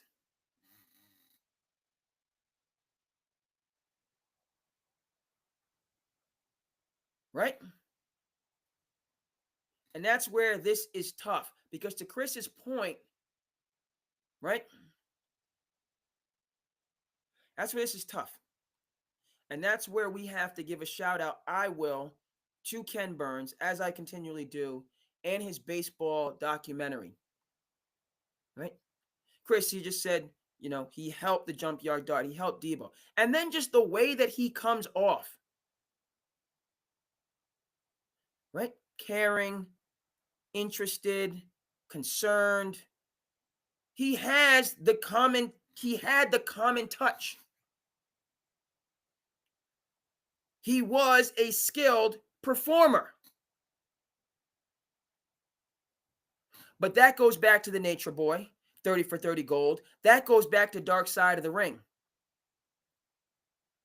That goes back to you think you know, but you have no idea. Meaning, you feel like you have to acknowledge that you only knew the persona, which was powerful and which was inspiring. But you have to deconstruct it and say to yourself, I only knew the persona. I only knew Hulk Hogan. I never knew Terry Bollea. I never knew Terry Bollea. I just knew the persona. I just knew Hulkamania.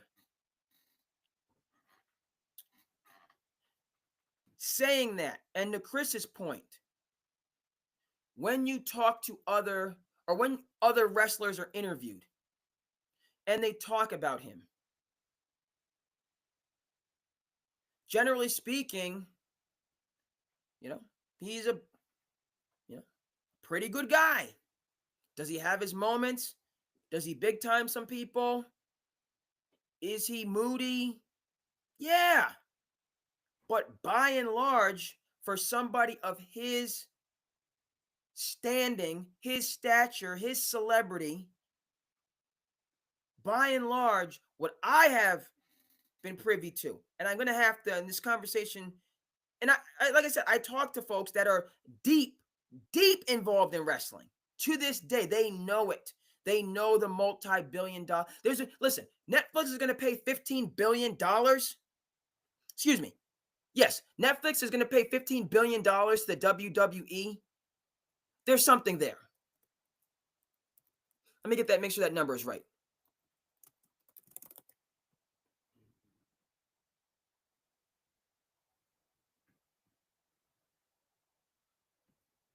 $5 billion.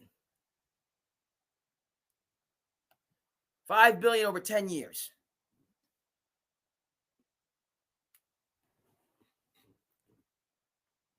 So this is a cultural force of nature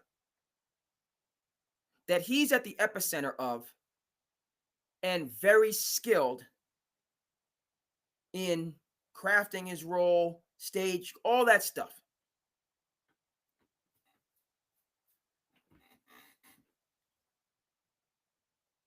But it's about separating the person and the persona. Talk about it all the time. Adam Sandler has a house on the Cape.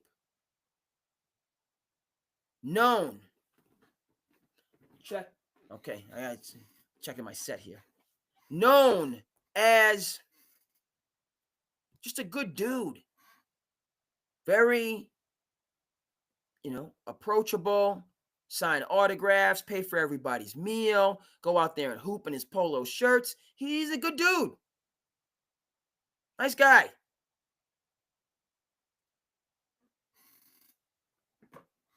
And the Hulkster seemed to have that.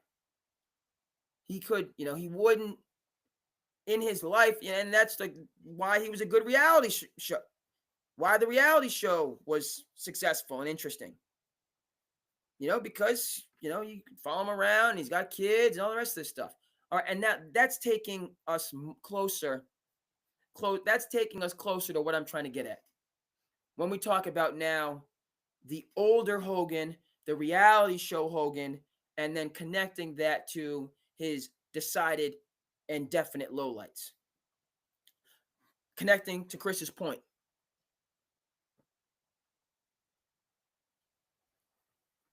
There's no getting by it. There's no excusing it. Let's be clear on that. No getting by it. No excusing it. No getting by it. No excusing it. Now, dark side of the ring. Most wrestlers, the majority, have problems during and after wrestling. They have problems financially. They have problems personally. They have problems socially, emotionally. They have problems physically.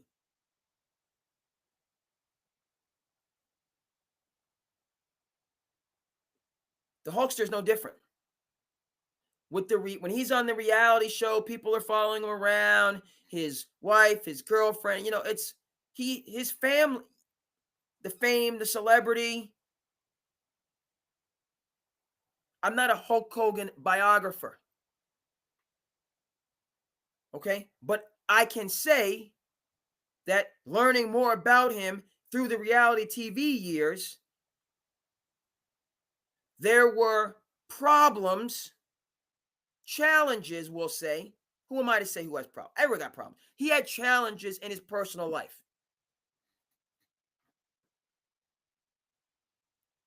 His relationship with his significant other, his kids now coming up through the ranks, how they fit in now, being the children of a celebrity. And then Chris talked about Grant Hill, previous episode. One of the things that, for me, sticks out. Charles Barkley played his full career, had his opportunities,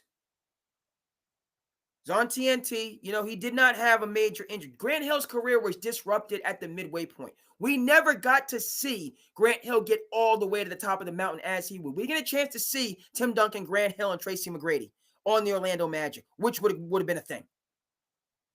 Grant at the point, Tracy at the wing, Tim at center. Rewriting the history books. Stop it. Grant at point, Tracy on the wing, Tim at center. Stop it. You want to talk about not 5, not 6, not 7? Stop it. We never got a chance to see that. Injury, playing through it. He's hurt. He's going to continue to play. He ends up doing, irreparable damage. This is one instance where, and I don't agree with load management, but this is one where, right? We used to, I'm going to play. I can play through the pain. Okay, we've gone too far in the other direction where anything hurts you anytime. I'm going to sit out for 2 weeks. Versus, this is one of the things that Karl Malone, John Stockton, Utah Jazz, they had a culture. You play hurt here in Utah. You're going to play hurt. You can't play injured. You play hurt. You're going to play. That's how John Stockton only misses 26 games throughout the course of his career.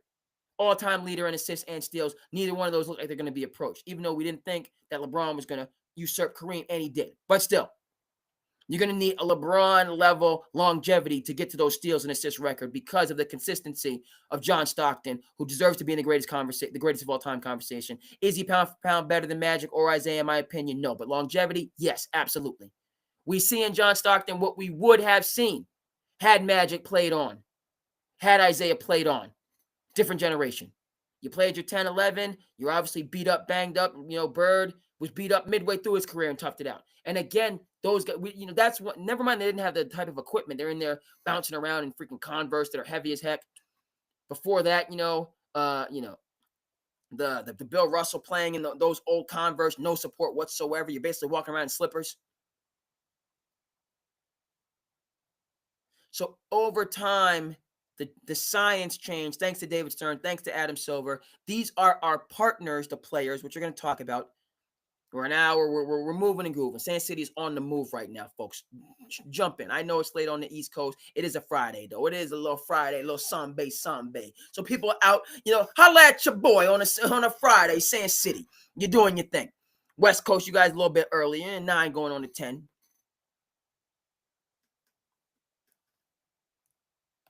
Okay? But we're just talking about taking care of your body so that you can have that longevity.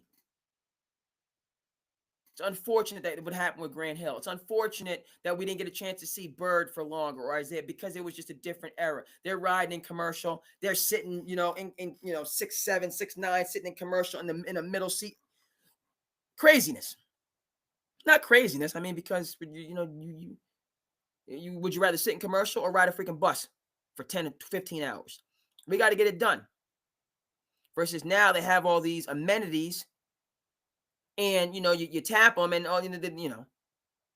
there's a prima donna-ism. It's on the other side of the spectrum. So we need more Anthony Edwards who wants to show up to work. We need more Jason Tatums. We need more Mikal Bridges. I got the best job on the planet. People showed up to see me put on a show. I'm going to put on a show. Oh, well, no. If I need to sit out, I'll sit out at home. Y'all get a chance to see me all the time.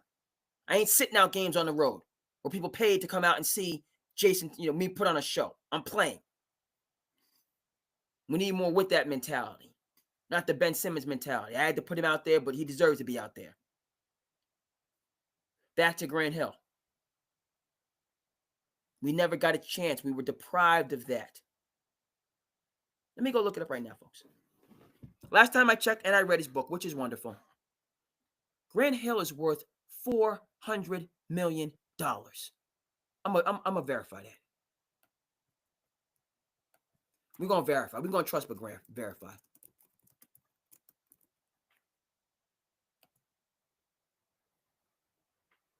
Let me get that. 250. He's worth $250 million. Not 400. That's Shaq territory. But Shaq had a full career. Grant Hill did not even have a full career. He's worth $250 million. And guess what, folks? Just like Omar said, when Prop Joe had to go his way, he said the cost of that thing going. He said the cost is going up. He said, oh yeah. One more thing. That cost going up. Oh yeah. Yeah, I ain't Prop Joe. Did I say Omar? I meant Marlo. My bad. Respect to David Simon. I apologize. When Marlo made his move on Prop Joe, which he should have seen a long time ago, Slim Charles tried to warn him, but Prop Joe had that blind spot. He couldn't. He just trusted the family too much. Wherever it's going to come back around. What goes around comes around. It's going to happen. Everybody going to play that fool. And depending on how much, you know what I mean? So The Wire, the reason it's the greatest of all time, it told the truth. It told the truth. We don't want to hear the truth. We want to hear what we want to hear. The Wire told the truth. Prop Joe, as wise as he was, had the blind spot. In the aggregate, Slim Charles told him, nope. Didn't want to see it. So Prop Joe had to go. Marlo was the new power. He said the cost of that thing going up. Adjourned. I ain't said, Marlo said, I ain't big on meetings. I'll holler at you when I need to holler at you. But you better have my money. Sayonara. What does that have to do with Grant Hill and Hulk Hogan? Grant Hill's got $250 million today. That cost going up. It's not going down. It's only going up with how he manages his money, his assets, his time, the rest of that stuff. And he didn't have, right? Whereas others, and I'm not putting it's well known. Charles Barkley, $40 million is a lot of money. Can live quite comfortably. The annuity, he lives a comfortable life. He's good. But, there was some mismanagement in there. So fortunately, $40 million didn't go all the way down to 5, to 2, to 1, to none. So he still has a nest egg. Allen Iverson, because his people put stuff away, Allen Iverson still has a nest egg when he turns a certain age, because his people looked out for him. By the way, check out Broke, 30 for 30 Gold, Billy Corbin. Okay? You got champagne taste, but you only got beer money. That's not good, Herm Edwards. You got them champagne tastes when you come up into the life. And me, a jag, just a guy. We look at these spoiled celebrities and athletes. It's awful. But you spend a week, spend a day, as Michael Jordan says. You want to be me for a day. You'd want to be me for a week. You'd want to be me for a month. You'd want to be me for 6 months. You wouldn't want to be me for a year. You would not. You would not. In terms of what I have to do to just function. You only see from the outside all of the positives. You don't see the drawbacks. And they're there. But once you come up into that jet set life, right? You're a working class hero. We're working class heroes. Tired, man. Oh, God. And there's a beauty in it because we have our anonymity, which sometimes we don't appreciate. I can just go here. Even though you want people, oh, man, I wish, man, when are they going to respond to my request? God, man, it's ridiculous. When is so-and-so going to notice me? Oh, it's ridiculous. It's awful. But on the other side of that, I can live my life. I don't got no pressure. Well, there is pressure, but, generally speaking, if I make a mistake, I made a mistake. Just me. The world didn't know about it. I know about it. I want to go to the bodega. I wish we had more bodegas. We don't call them bodegas because I live in the boondocks. But I want to go to the bodega. I mean, when I was in W.N.B.A, I go to the bodega, man. Let me get got a restaurant in the bodega. I can go get me some empanadas, some rice, and I just went to get a little snackaroo. And you got rice and bean and empanadas, with a reasonable price. I ain't never leaving. Don't let me get to New Beige. I ain't never gonna leave. Love the Cape. Love the Cape. Cape is good, but I got New Beige. I was out, my city people that date, I was vibing with them. Good people out there. Good hardworking people. Good blue collar city. Right? What's the point, folks? So the Hogan, Mr. Hogan, Hulk, and not that this excuses anything. Because I'm going to borrow from Uncle Shannon, Uncle Shay, shout out to Nightcap. Money only makes you more of what you already are. That's all it does. That's what I learned from people that have money. And they tell you, first of all, yes, I live comfortably, I do things, but don't get it twisted. I'm still a human being. I'm still living. You know what I mean? Even you're still, life goes on, folks. It goes on. When you level up, it goes on. So we've noted that. And there's other things that are going to come with the money, more problems. We've noted that. But then again, right?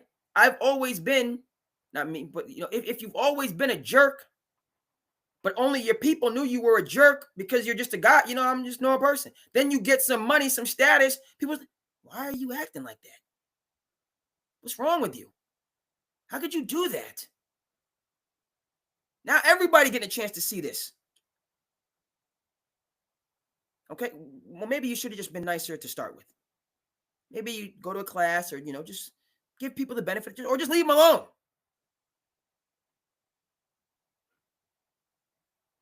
So with the Hulkster, to Chris's point, he helped Debo. He helped the Junkyard Dog. I know he had that in him. That was a part of him. But what we also know with the Hulkster is when the chips were down and he had those trying and challenging moments that are hard, he did what a lot of people do in tough moments. He projected that pain onto other people that didn't have nothing to do with it. He took, now this is me. This is what I'm grappling with. Chris, I appreciate, this is what I'm trying to understand here. I'm giving him the benefit of the doubt, but I'm looking quite closely. I have to.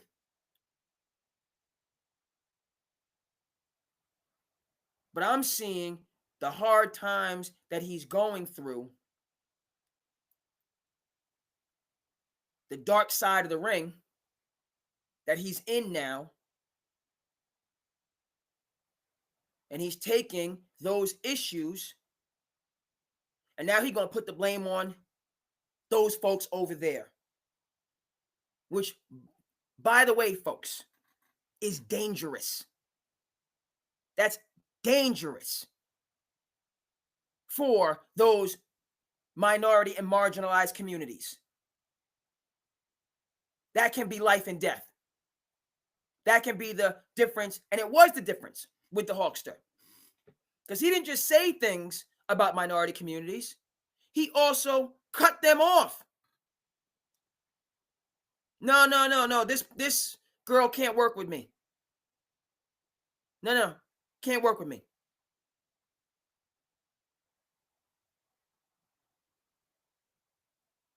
There's the dangerous and violent physical harm. And then there's the dangerous and violent economic harm.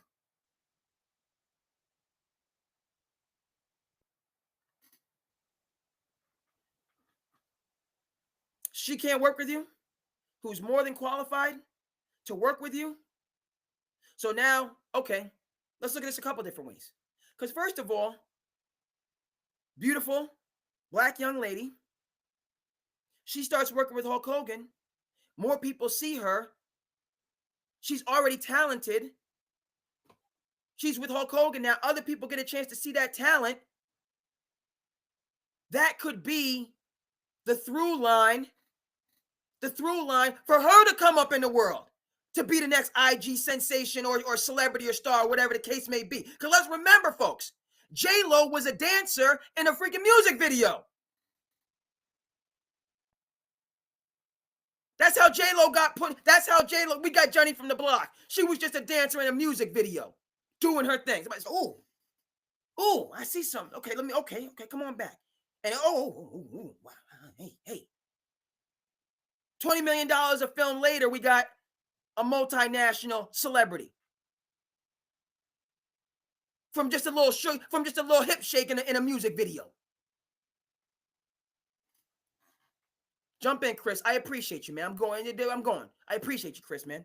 But this is just me trying to understand what you. I'm trying to break this down. I had to do the episode. I'm breaking it down right now. So that's two things. That economic harm.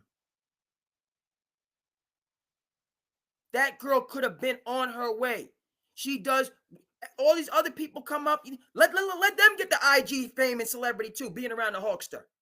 Let them get a couple 100,000 followers and now have their own platform that they can monetize and connect with everything else that they do. I got no problem with the blondes and the brunettes. If they're coming with the Hulkster, they're going to be successful. Let them. Great. Why can't this sister have the same opportunity?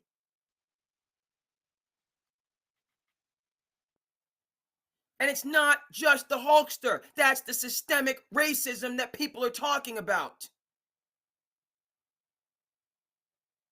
That's the issue. It's people who are capable, qualified. They could shine. But again, if Vince McMahon doesn't find Terry Bollea and whatever backwoods wrestling thing that he was out there thudding it out with, would he have been Hulk Hogan? He needed the WWF. The WWF needed him. And that's how we got history.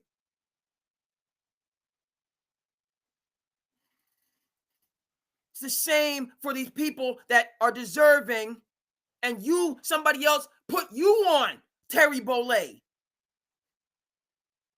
so that you could shine bright. And then you go ahead and say, no, I'm not going to let this group of people that supported me take part in it.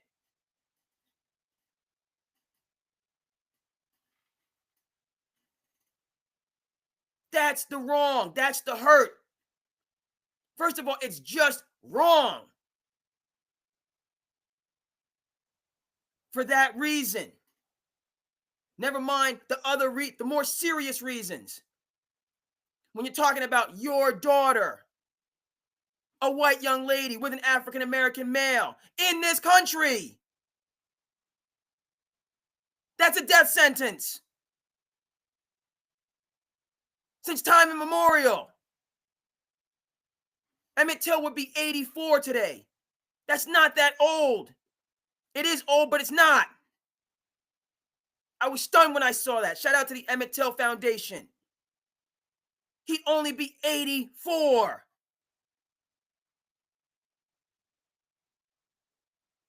My grandfather passed away, the late, great Herbert Collier. We're going to get him on the screen. World War II veteran, Little Wissy, Georgia. Grew up rural South, Great Depression, lived to be 99. Good health, full head of hair. Talk about the blessings and how fortunate I've been in my life. He's 15 years older than Emmett Till.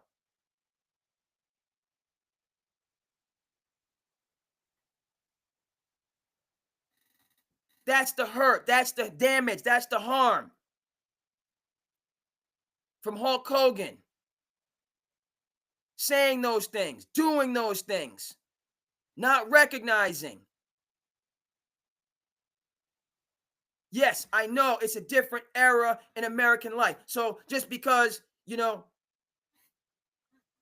thank God we don't live in the Jim Crow South, where my grandfather grew up. Spent the first part of his life. Never mind a relationship, just the thought of a possible relationship.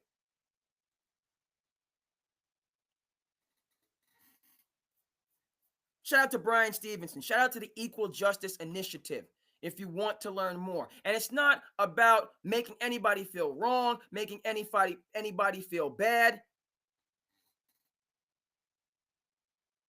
It's not about weaponizing the history so that others, can't understand and appreciate the history. That's not the point. That's not what it's about. It's about recognizing and understanding so that it can be corrected. For you, for me, for anybody. Okay? A lot of cultures have that ethnocentrism within them. Many cultures say, okay, you come from this background, we want you to marry somebody from this background. It's a part of the human condition. Let's get that squared. Since time immemorial, you go all the way back. It's been with us. We come from this culture. We want to stay in this culture. Talk about the American experiment, the American experience, the blending. Okay, it's hard. It's not, okay, Ellis Island, and we come in and give us your tired, your poor, your huddled masses yearning to be free. And we're just going to come together and we're going to become Americans and move. It's been a hard history. Has it worked? Yes. Most prosperous nation in the history of the world? Yes. Okay, difficult, and we know. So these lines, the first generation that comes over, they're in the old country. That second generation, now they want to branch out. They want to branch out because they're not born in the old country. They're born in this country where they're learning about this collective, about this American identity. These truths we hold to be self-evident, that all men, right? That second generation gets that from the start. And so that's their worldview.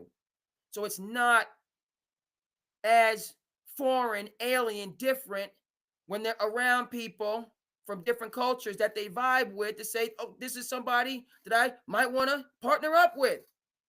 Have these qualities, have these characteristics. They learn about my culture. I learn about their culture. It's a win-win. Yes. But the history behind it, it's a lot harder because both cultures now have to give. Both cultures, not just the one. It has to be give on both sides. So as Chris said, it's hard. It's glorious and good. It's hard.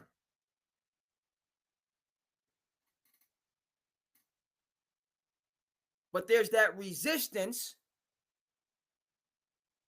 from the older generation at times,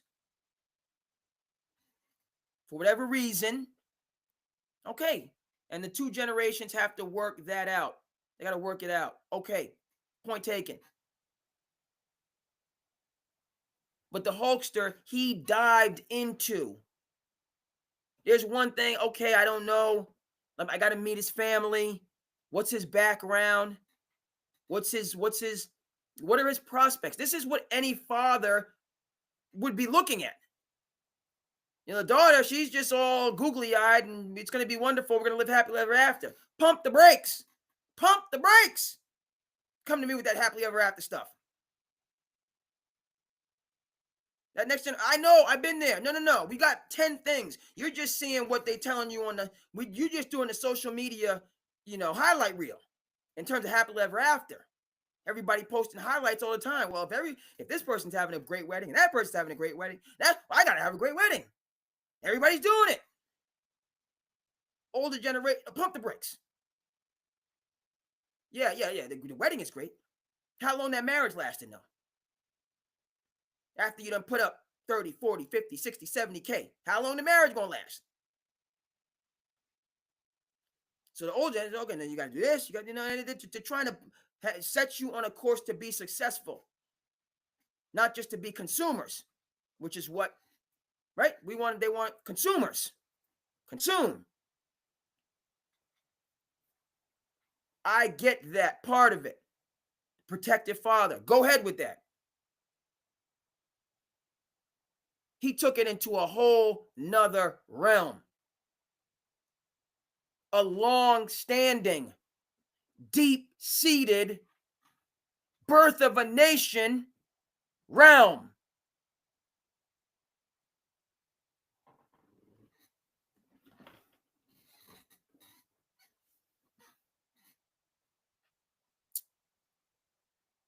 And it's hurtful and it's harmful. It's those two things together. It's first of all harmful to people, right? But because he means what he does in the culture, we don't sometimes even see the harm because you're just hurt when somebody you idolize, somebody you appreciate falls from grace.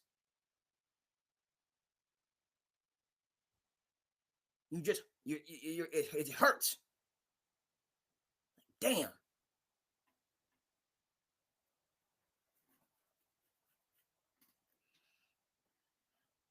And so that's where it's at. You know, he had a spiritual awakening later on in his life. And that appeared to put him on a better path. As I said, you can vote for who you want to vote for. One of my dearest friends in the world worked for UFC. Knew Dana White on a first name basis. Going traveling the world with all the UFC guys. There's not a bigger Trump supporter out there than Dana White. And my dear friend was progressive. You know? So we can separate. Yeah, Dana, they were friends. This is my friend. I know him. He knows me. We work together. That's okay. That's a secondary thing.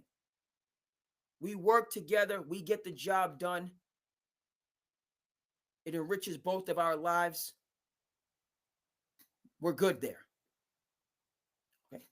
The other stuff, the politically, hey, you go your way, I go my way. Maybe we'll see each other at a debate.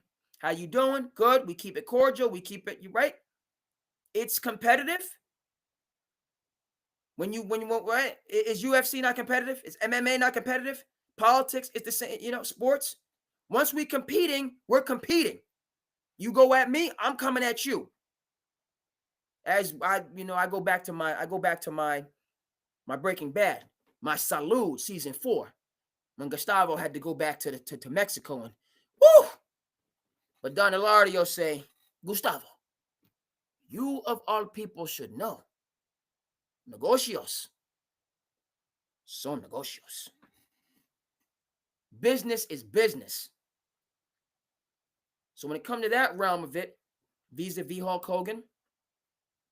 And by the way, they had a fundraiser on Tuesday here on the Cape over on Nantucket for J.D. Vance. Had a fundraiser for him. Made the paper. Some people didn't approve. They protested. Other people, that's my guy. If you had, you ain't one cheek to be with the vice president. So, all right. There's plenty of fundraisers in this part of the world for the political candidates. Vice president was here 2 years ago out in P-Town.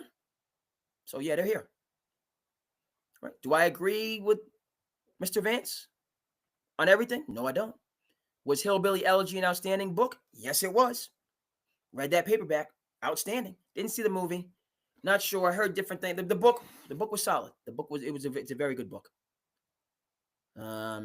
Hillbilly Elegy. Check it out.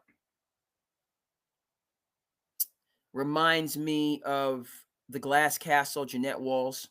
If you've read that or are aware of that, awesome books. These are about working class people in America finding their way. The glass. They're both about families. They're both about families.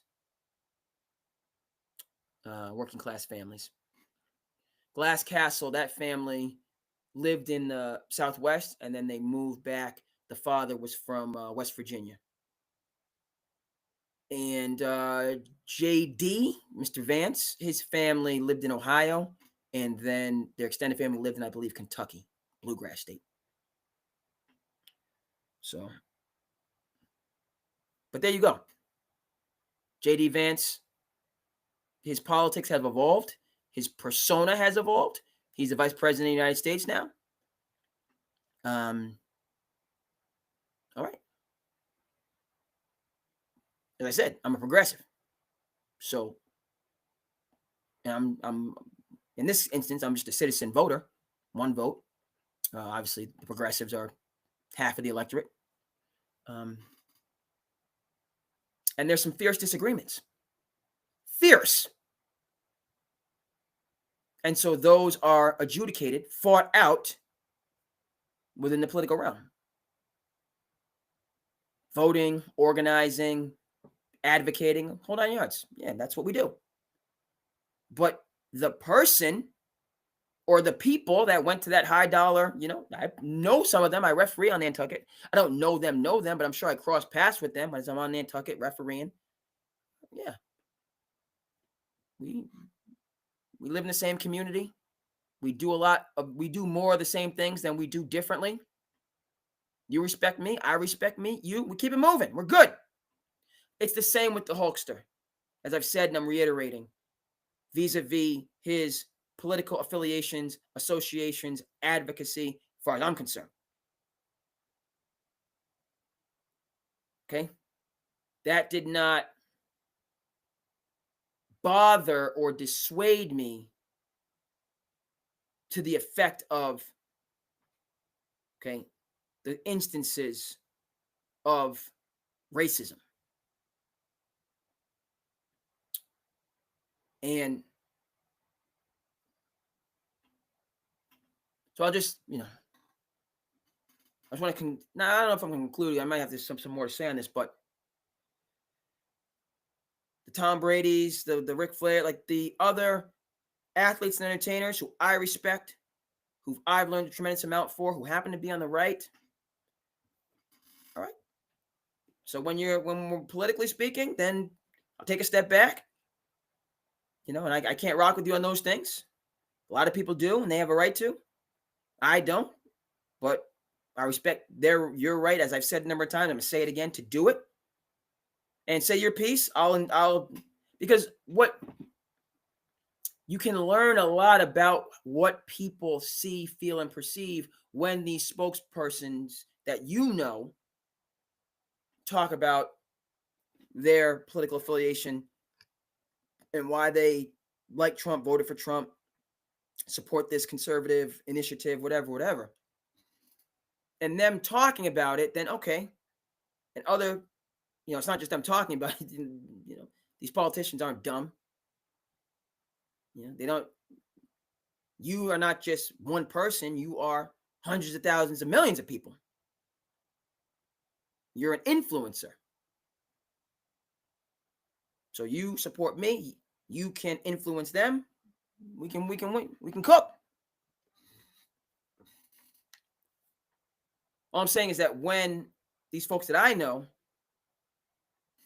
put forth their political views that I might not agree with, but it gives me insight into the people that I do know that like them and agree with them. I say, okay, now I know a little bit more about kind of how you're seeing it, and maybe, not definitely, but possibly, we can find some common ground going forward. Not a given, but in listening to you, I've at least found those opportunities that may exist in the future. To conclude on the Hulkster.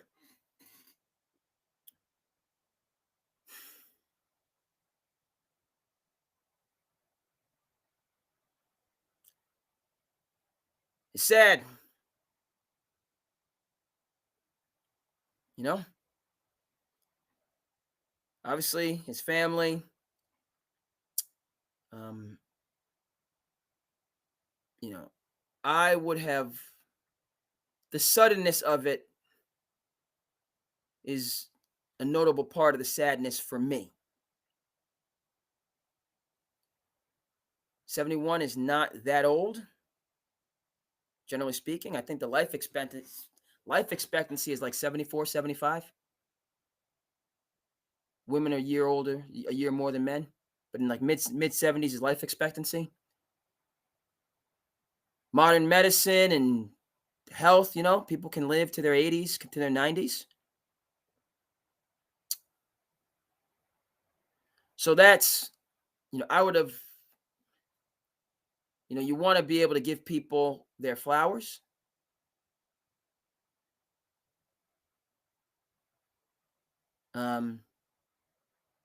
You know, kind of have that farewell time frame.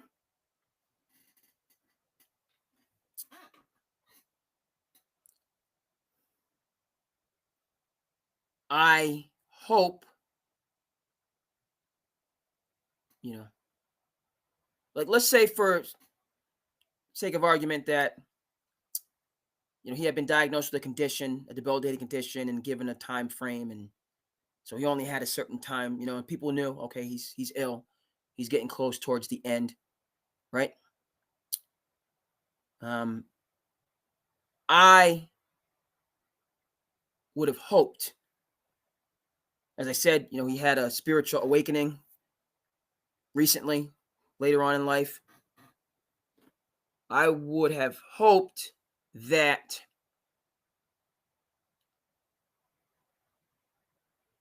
he removed himself from some of the views that he espoused that were harmful and hurtful. And if not apologize for them, at least decided not to conduct himself in that way anymore. Right? So yes, just to wake up and Hulk is gone. It's like we wake up and Malcolm Jamal Warner is gone. You know, tomorrow's not promised, so that's life. You know, but that is more challenging than you know, and you can, okay, have that time, you know, to say the farewells and so on and forth.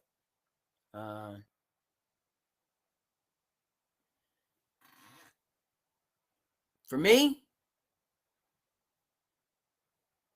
Hulk Hogan,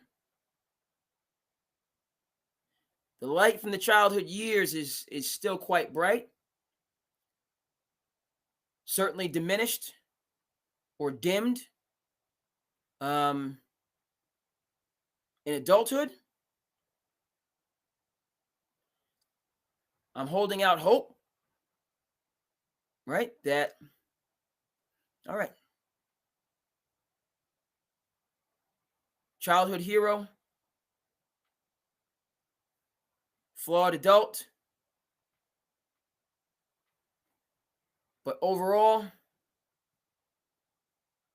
good guy, important guy. But I'm holding out hope for the good guy part of it. You know, the guy that millions of people resonated with, looked up to,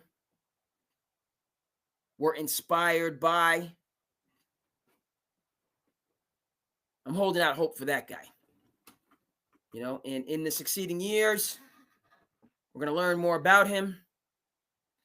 You know, we're going to learn a lot more about who he was, how he lived. Right? So I'm for the status quo. I'm for where it stands currently, as I just said. Awesome 80s phenom who harbored racial prejudice,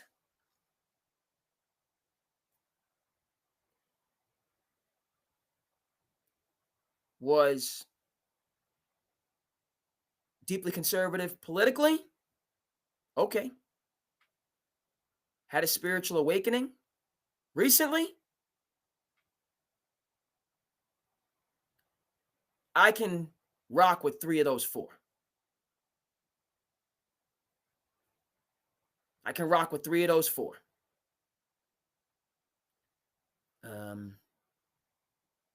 So that's where the Hulkster leaves it with me. And that's where I'm hoping it stays.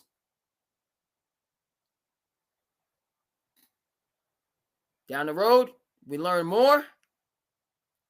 I hope it's more about the first and the fourth. The Hulkster that I knew, the man of faith that he was becoming. I can even take a little bit of the third.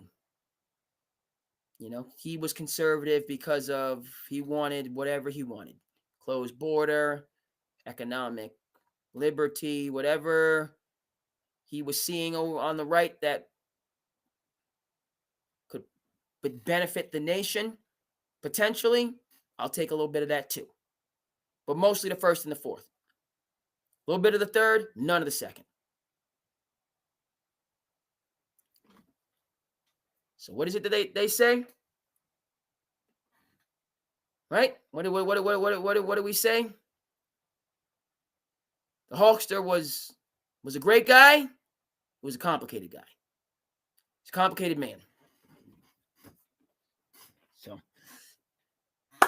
R.I.P. Hulk Hogan. Awesome 80s forever. Okay, folks. We got slice of life to get to. We're moving and grooving here, folks. This SandCity Sports. So we doing what we're doing. We keeping the buck. So we had to do that for the Hulkster. And then the 80s in general. Had to do. But we'll come back over into sports. Let's take a look at the NFL. And then I did want to talk about the perceptions that are now in the NBA and W.N.B.A. relative to salary. The W.N.B.A. narrative has been out there. It's taken some pushback, notable pushback, which, hey, is good. It's good for the conversation. I'm all for it. As long as y'all know that I'm 10 toes down on the W.N.B.A. and I have been from day one. Shout out to 97. Shout out to Cynthia Cooper, Tina Thompson, Houston Comets, first W.N.B.A. championship champions under the leadership of the late great David Stern, and now Adam Silver is taking the baton. So I'm 10 toes down on the W.N.B.A. It's wonderful. It's thrilling. Our governor here in Massachusetts, Maura Haley, talking about bringing the W.N.B.A. team to Boston. Get it done. All right. All for it. The economics of it, the logistics of it, yes.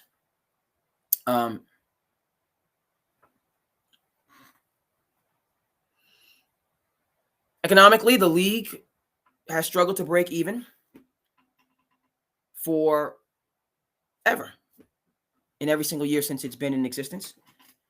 My rejoinder for that is the teams may not be profitable year to year, but they're selling for $250 million. So it's an investment that business owners want to. You're going to pay $250 million for a WNBA team. You see a future in that. So people are making money. A, B, what it does for the culture, how it inspires millions of young girls and females to participate in athletics, to live healthy lives, to aspire to that career. The positive images and role models of the WNBA athletes, people can see. it's kind of tied into what I just said there. It gives us year-round basketball, which I love and am a fan of, 1,000%. Okay, so people keep harping on, hasn't made money. A lot of leagues don't make money early on, and then they turn the curve. It's been 30 years. Will the W.N.B.A. turn the curve? Turn the curve, however you want to put it. But the W.N.B.A. is good for basketball. That's the bottom line. So it's losing 10, 30. What are we talking about here? What is that? Is that even a citation for the NBA? Okay. Never mind, we talk about Amazon and Jeff Bezos having the vision that he did. Company didn't make money for first decade, however many years. Amazon's not making money. Why? Because he's trading revenue for market share. Once he took over the market, then did they make money? Am I saying the WNBA is going to take over some to be determined market? No. What I'm saying is for that quote unquote loss of 10, 20, $30 million, all of the good and positive, you're bringing in all of this fandom, not just to the WNBA, but to the NBA. All of these people are interested. This half of the population that didn't necessarily have a reason to be interested in basketball now has a reason to be interested in basketball. Then the segment of the population that was female and interested in basketball now has a platform to shine bright, because we need the A'Ja Wilsons, we need the Breanna Stewarts, we need the Kelsey Plums, and she needs to stop hating on Caitlin Clark. We need the Caitlin Clarks, we need the Caitlin Clarks, we need the Caitlin Clarks, we need the Angel Reeses, and Angel Reeses.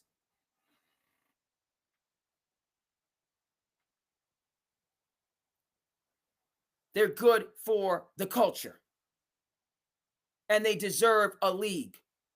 It's a miscarriage of justice that the world never got to see Medina Dixon, the pride of Boston, Massachusetts. Never got to see Cheryl Miller, the pride of Los Angeles. Never got to see Katie Smith. Miscarriage of justice that those great athletes from the 80s and 90s did not have a platform. It's crazy. The Dawn Staleys, the Kim Mulcahy's, ballers.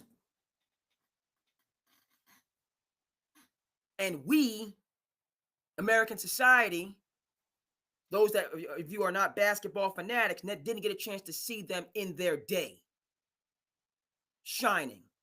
We get a chance to see Paige Buckets. We're going to get a chance to see Juju on that beat. We get a chance to see Aaliyah Boston, the pride of Beantown.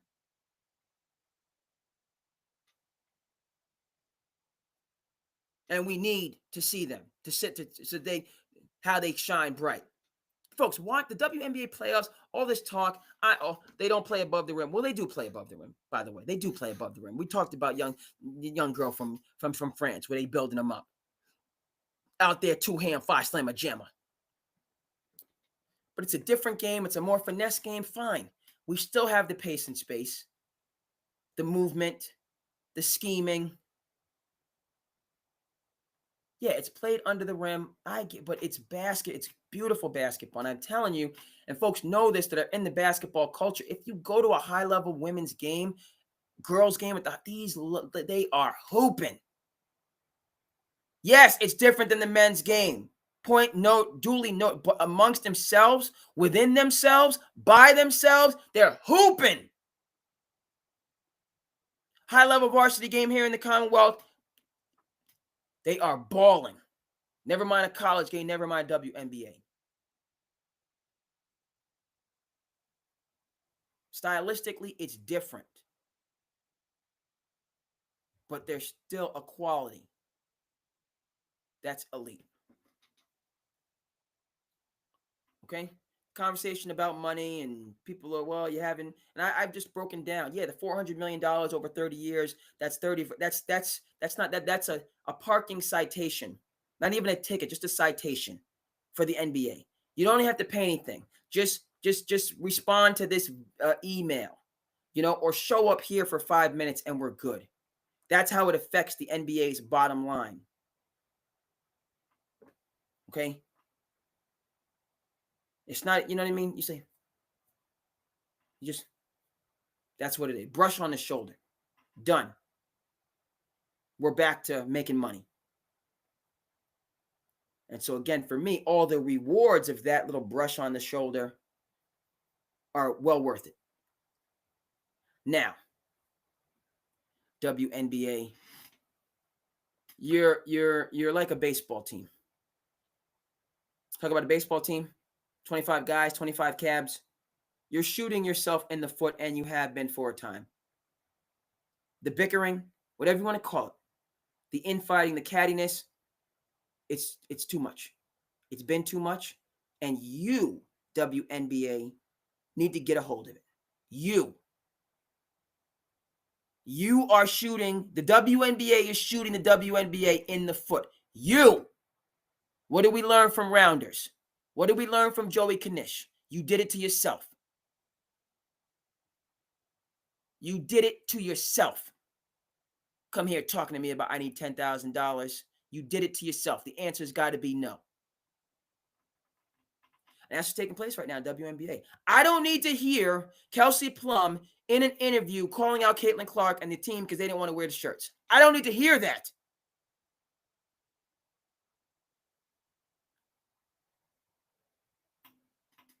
Okay?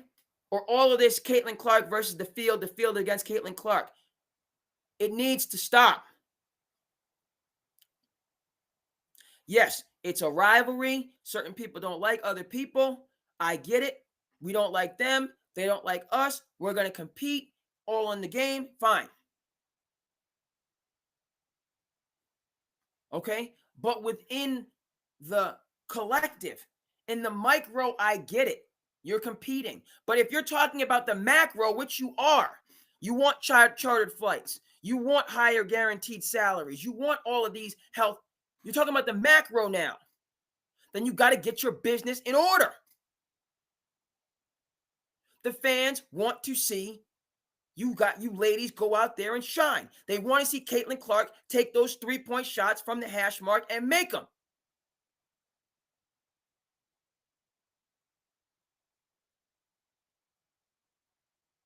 Yeah, Caitlin doesn't like this player. That player doesn't like Caitlin. Wonderful. Then it doesn't need to be spoken on. The game is competitive and you guys compete, fine. But be mindful of the product. The product, the business. And yes, this is about Caitlin Clark and it's about the business. There's one Michael Jordan in the NBA. There's one Air Jordan. One. Does that mean that LeBron can't have his shoe? That A.A.U can't have his shoe? Derrick Rose can't have his shoe? Or yeah, but there's one Michael. I'm sure players felt some type of a way. Matter of fact, players to this day feel some type of a way. And because we have this platform, they can get that out there. Fine, good, well, and great. But vis-a-vis the W.N.B.A, when you're speaking from that platform, and by the way, it is this brave new world that you guys have to be mindful of. This is a part of is that anytime somebody goes on their individual platform and has some shade, what happens? Then the major networks pick that up because it's interesting and exciting. And then now that becomes the national. So it's a catch-22. We want our own platforms, but then now we have to be responsible for those platforms. And within the overall narrative, yeah, this person doesn't, it just needs to be less about bickering. And if you are going to say, something, I don't necessarily rock with so-and-so, but I need to hear some positive. Angel Reese is a great rebounder. She's a great defender. She's an all-star. I need to see some positives along with all these, sniping each other, all these arrows back and forth, period.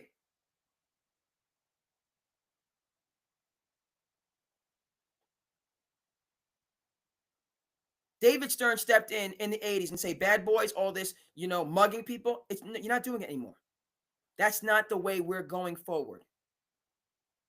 You can be physical, but you're not going to do it that way because it's bad for business. Never mind, we are wearing down ourselves. 50,000 people showed up to see Michael Jordan. Can't see Michael Jordan if he's on the bench injured.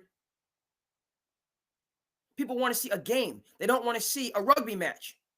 Final score 72-75. No. They want to see a game. They want to see artistry. Now, does that mean we need to let players travel all over the place and double dribble and quadruple dribble and, you tap somebody and it's an 8-shot foul? No.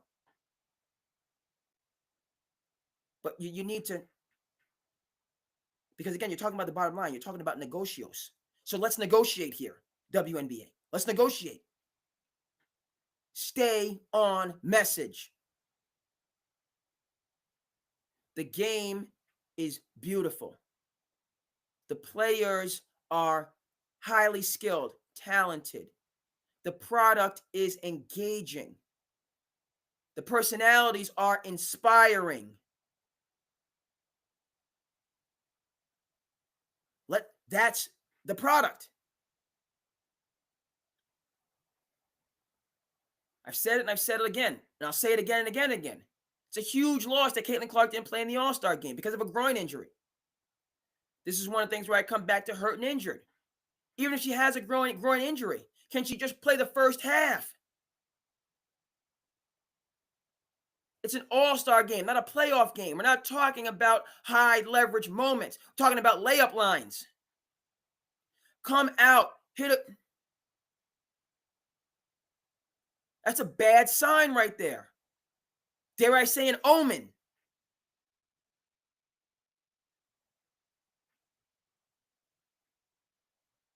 That it's gotten to that point where Caitlin Clark and her camp and the W.N.B.A. and their, you know what I mean? The league and the league's most marketable player are not walking together. That's a huge problem. Never mind missed opportunity. And then all the while you guys are walking opposite each other, you're talking about more money. From who? Where is this revenue coming from? The people that want to support you, the hoopers, me, just a guy out here in Tourist Town. Never mind me. Jaylen Brown was in the building when the Sun came to Boston. LeBron James is in the building when the Sparks are playing in LA. Kevin Durant is in the building when the Comets are playing. Or when NBA players show love to the W.N.B.A. They want to support. They have been supporting for decades.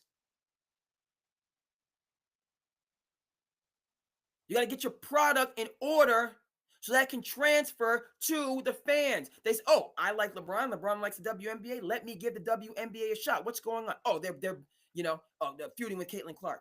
Caitlin Clark's not playing. This person, calling Angel Reese, a deplorable name. 24/7 drama.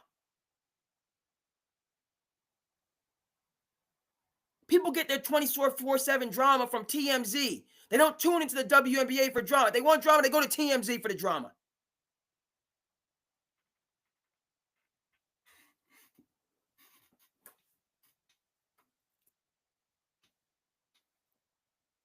Got to get the ship in order. It's been a couple years of this. Okay, never mind Juju about to come through, but it's gotta stop. I'm gonna hammer home this, then we'll talk about the NBA and what Steph Curry said, which is very helpful. But it's these two trains moving in completely opposite directions. The W.N.B.A. and their consistent narrative about pay to play, they've been on that for a time. You got to scale back from that. You keep coming with the equity argument that people want to support. The people that support the NBA want to support the equity argument. The people that don't support the W.N.B.A. can't wait to pounce on that equity argument because it's asymmetrical. It's out of line with the product argument.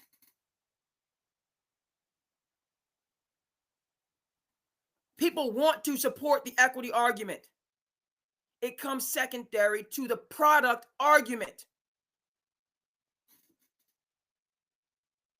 So in all this, we only make 9% and, and we won. And how are you talking to me about the game and how it's a beautiful game? And how, yeah, you guys don't like each other, but you ball out. Caitlin Clark and Angel Reese can talk trash all game to each other. If Caitlin has 35 and Angel has 20 and 10, you can bicker about it all you want. But when you go to the post-game conference, keep all the bickering to yourself. And just talk about how the Fever played well. This is what we're trying to win a championship. Credit to the Sky. And then bring it right back to what matters, the game and the product. We're winding down. I'm going to get over to Slice of Life. What I will say about the NBA and then, the talk about, NBA salaries being, for the star players being diminished.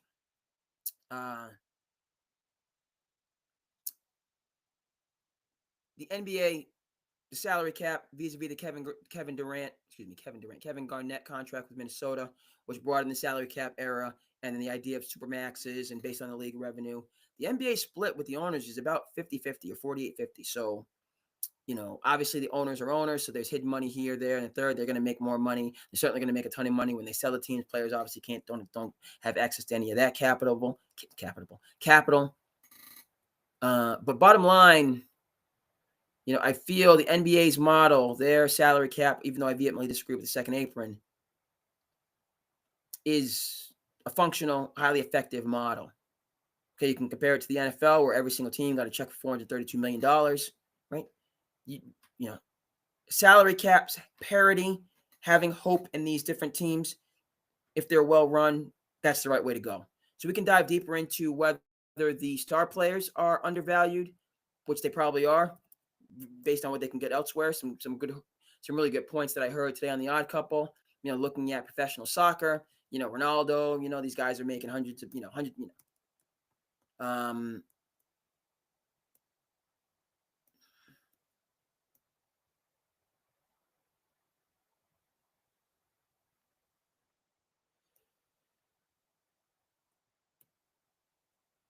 So yes, indeed.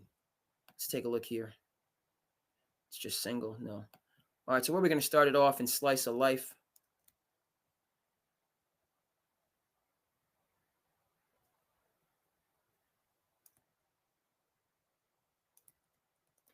Okay, let's start from the personal standpoint. Here in Slice of Life, another episode of SandCity Sports, Friday into your Saturday. Hope everybody out there is doing well, had a good Friday, had a good week. Keeping it moving and grooving. We're in the late night hours here on the East Coast, the left coast.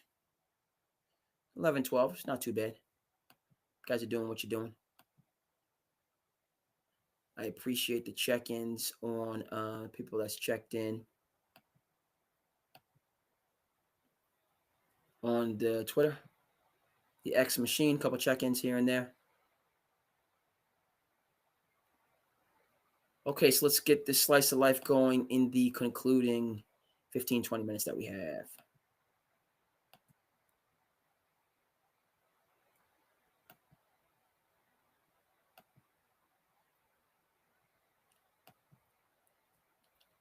Let go. Break it down, Jeezy. It's a trajectory of where I'm going. It ain't a dollars and cents thing. You know what I'm saying? It's how much do I believe in what I'm doing? It's like you'll pay whatever it takes. You know what I'm saying? To get this result. I'm not even looking at the numbers. Right. Because guess what? If I do this right, my life is going to be changed, and it's not going to even matter because what it's going to be tenfold, 10x by the time I look at what's going on. When did you bring someone around you that was actually like a real finance person? That's the ongoing thing, if I'm honest, because you scale up, so you're gonna always, The good thing is I was a finance person.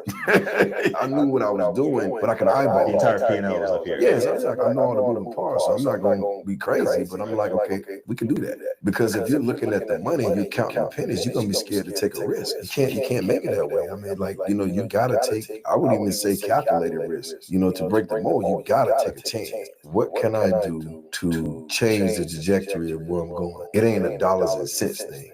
You know what I'm saying? It's how much do I believe in what I'm doing? It's like you'll pay whatever it takes You know what I'm saying? to get this result. I'm not even looking at the numbers. Right. Because guess what? If I do this right, my life is going to be changed, and it's not going to even matter because what it's going to be tenfold, 10x by the time I look at what's going on. When did you bring someone around you that was actually like a real finance person? That's the ongoing thing, if I'm honest, because you scale up. So you're going to always, you know, the good thing is I was a finance person. I knew what I was doing, but I could eyeball The entire P&L was up here. Yes, I mean, like, I know all the moving parts, so I'm not going to be crazy, but I'm like, okay, we can do that. Because if you're looking at the money and you're counting the pennies, you're going to be scared to take a risk. You can't make it that way. I mean, like, you know, you got to take, I would even say calculated risk, you know, to break the mold, you got to take a chance. You scale up. So you're going to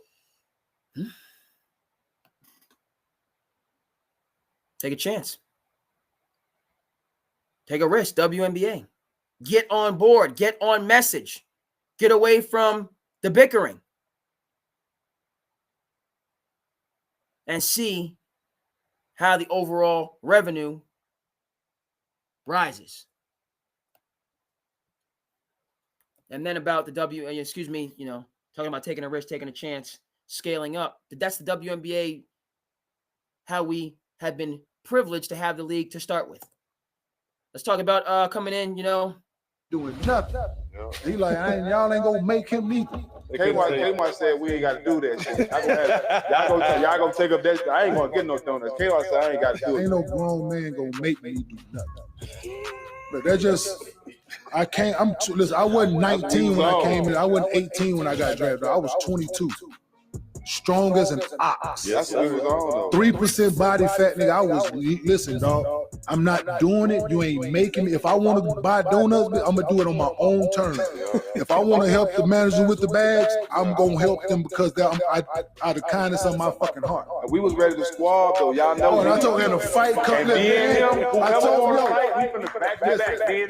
told him the fight come with it, man. I was dead ass serious, bro. Kmart was like the real big buff dog. He was a little dog running around talking shit. Fuck with everybody. Nah, hey, you know what?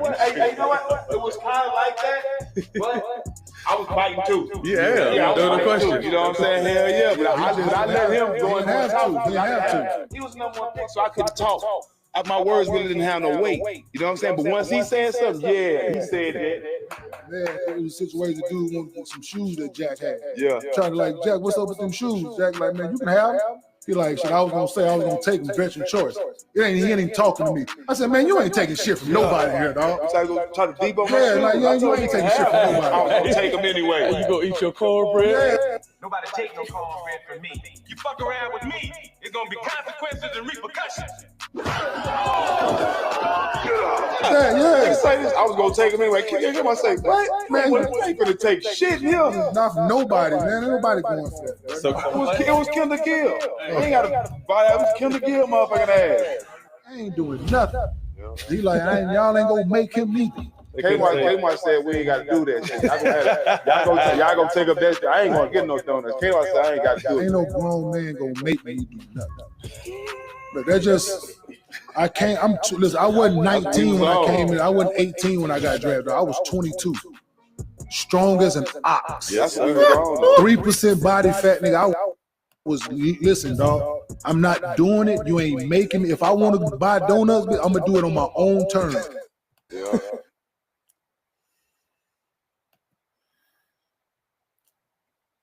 Guess you gotta. If it really meant that much, it was gonna be a battle. And the veterans looked at him and they said, we're gonna let this rookie pass. We're gonna let this rookie keep it moving.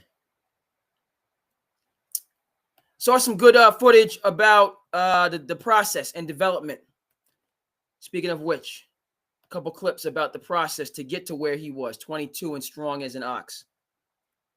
Let's take a look. This is for our preps coming up through the ranks.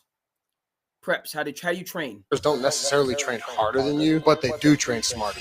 Here's how. You're in the gym 6 days a week and you're still not breaking through. That's because you're working hard, but you're working hard on the wrong things. D1 athletes don't waste reps. Their drills, game speed, but not only game speed, game specific. Everything mimics real game pressure and real moves that they would do actually in their games. If you would never do a between the legs, behind the back, step back into a 3, don't work on it. And their strength training isn't about being the most jacked player on the court. It's built for power, recovery, and injury proofing. You're doing cone drills, they're watching film, and then doing decision-making reps with live in-game reads. There's a difference. You're hitting your bench PR, they're focused on flexibility. Another big difference. I've trained with both, and the only thing that separates a D1 player from your average Joe or someone who doesn't even go play college ball is intentionality. That's literally the only thing. Their drills are designed to translate into the games, not just to break a sweat and say, hey, I worked hard at the gym today. Once I made that mindset shift, I stopped plateauing and I kept getting better and better, faster and faster, without having to be in the gym 3 and 4 hours. Give me a follow-up if you're done training for Instagram clips and ready to train like a real athlete.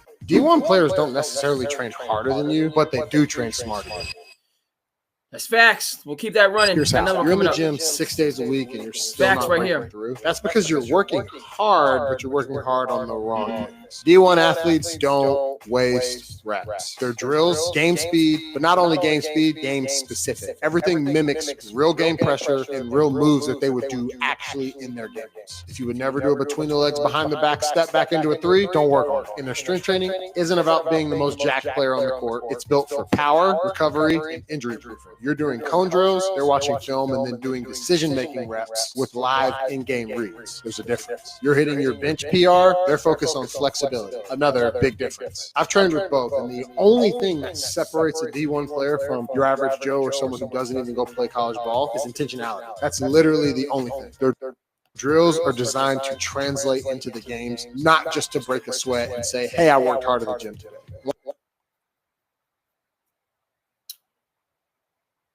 Solid stuff.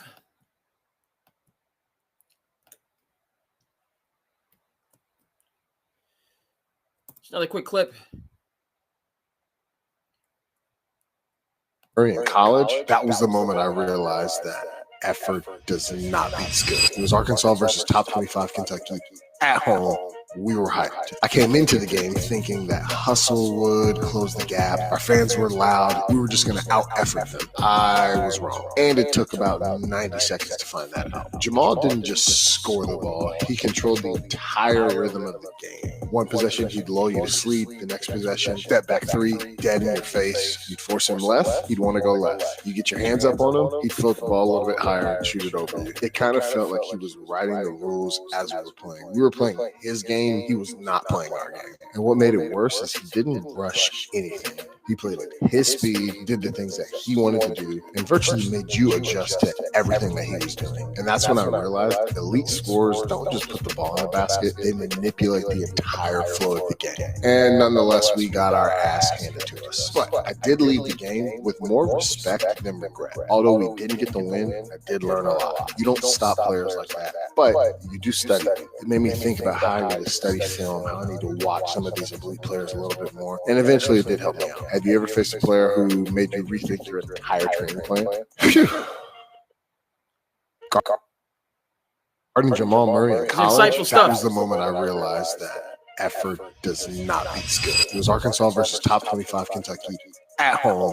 We were hyped. I came into the game thinking that hustle would close the gap. Our fans were loud. We were just going to out-effort them. I was wrong. And it took about 90 seconds to find that out. Jamal didn't just score the ball. He controlled the entire rhythm of the game. One possession, he'd lull you to sleep. The next possession, step back 3, dead in your face. You'd force him left, he'd want to go left. You get your hands up on him, he'd float the ball a little bit higher and shoot it over you. It kind of felt like he was writing the rules as we were playing. We were playing his game. He was not playing our game. Stop it there. Insightful stuff talking about the chess match. Those gradients as you get higher and higher in the basketball journey. And frankly, this is a mindset that needs to trickle down to a lot of the high school kids, okay, so that they can make that step or leap into the college realm. Okay, what did Detective Harris say to Detective Hoyt? This stuff here is chess. It ain't checkers. It's chess. Okay, so once a younger player, a high school player, starts to get good, talented, a lot of times they become a big fish in a small pond. Their perception becomes jaded, and their perception becomes nearsighted. They're just seeing all the adulation in that small pond.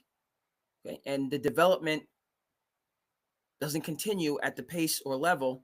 They don't bigger, stronger, faster, but how to play basketball, what coaches are looking for, how to deal with disappointment, how to wait your turn. Because, again, we all see the ESPN guys because they're ESPN guys. Okay, that is the elite of the elite. Okay, have to back up off those hoop dreams, and we just watched this. Let's get the correct clip. One more college, going down to preps. But one more preps clip, again, about development and the process. Preseason, they're going to understand what we're doing and why we're doing it. That's the most important part. We got to work on the simple fundamentals of footwork and a 2-foot jump stop in the middle of the paint, and you got crowds and arms and bodies bumping you. Can you maintain your balance in the middle of the paint, in the midst of a crowd? Those little things, those little details lead to great possessions, which lead to those little details are what our guys have to understand how important they are. And now's the time to work on them. Nice high fall. Up on your toes, up on your toes. Basic fundamentals, real boring. Again, very important. When we won those titles in Golden State, we started every single day doing this. So if Steph Curry, Kevin Durant, Klay Thompson, Andre Iguodala, David West, all those guys, all those high-level guys can do this, I promise you, you guys can do this.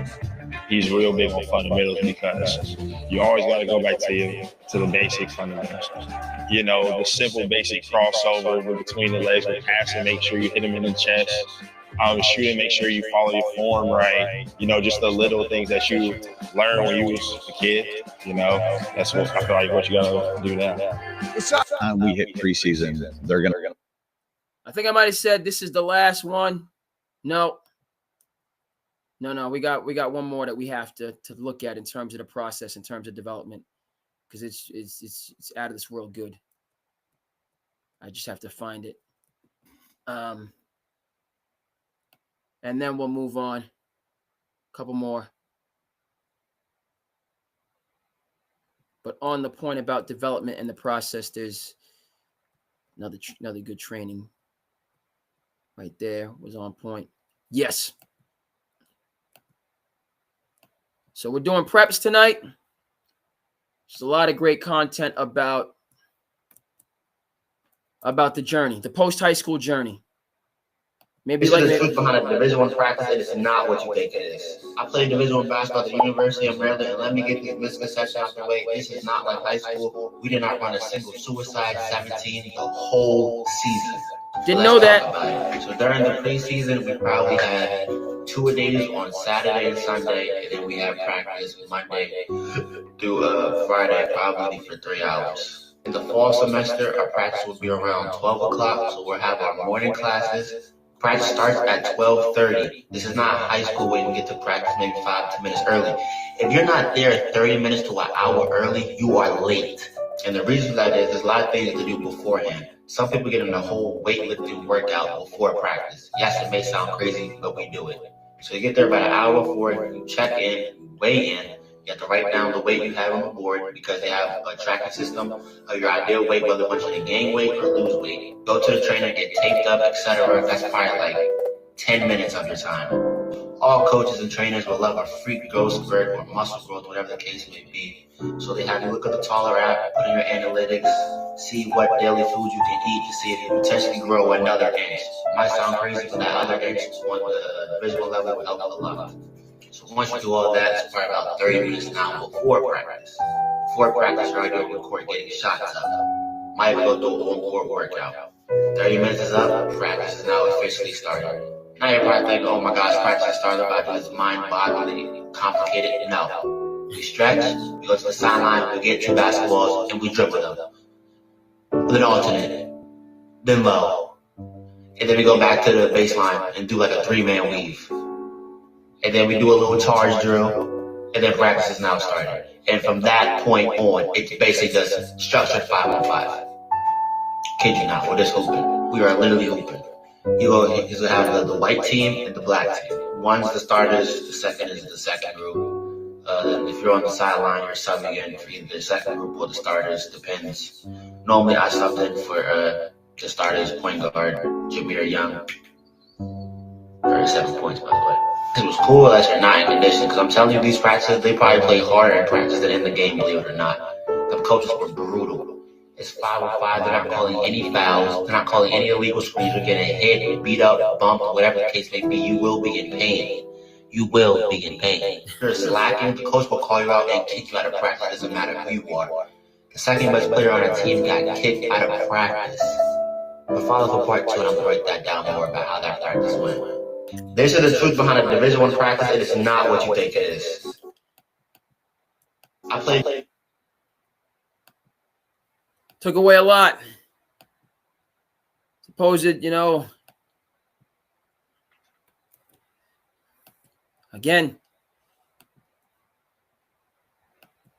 as you go up in gradients, how many talented players there are out there, and just that journey to the top.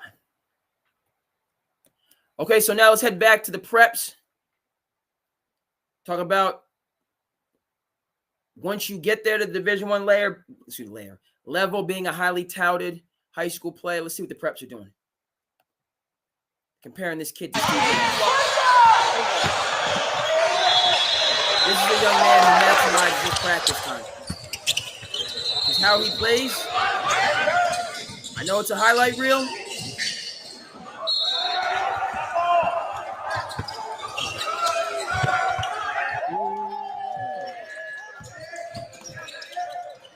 That was a travel. We'll let him slide. That was not a travel. A skilled, smaller player.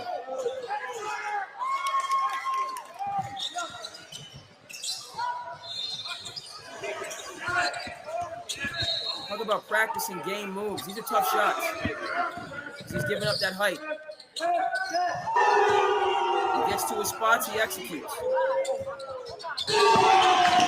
Spot, execute.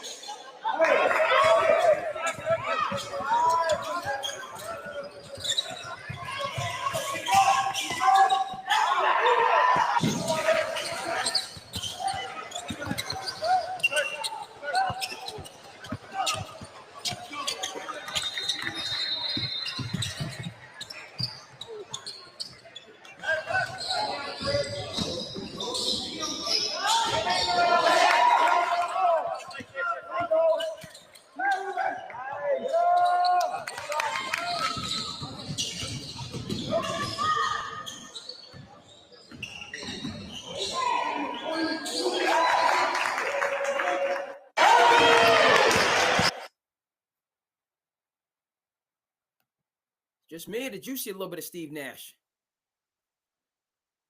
I saw a little bit of Nash in that. Did this hooper. Okay, so from all the previous talking about working smarter, not working harder, how to train. I mean, wasn't the tallest, wasn't the most athletic, but clip after clip, it's one of the more skilled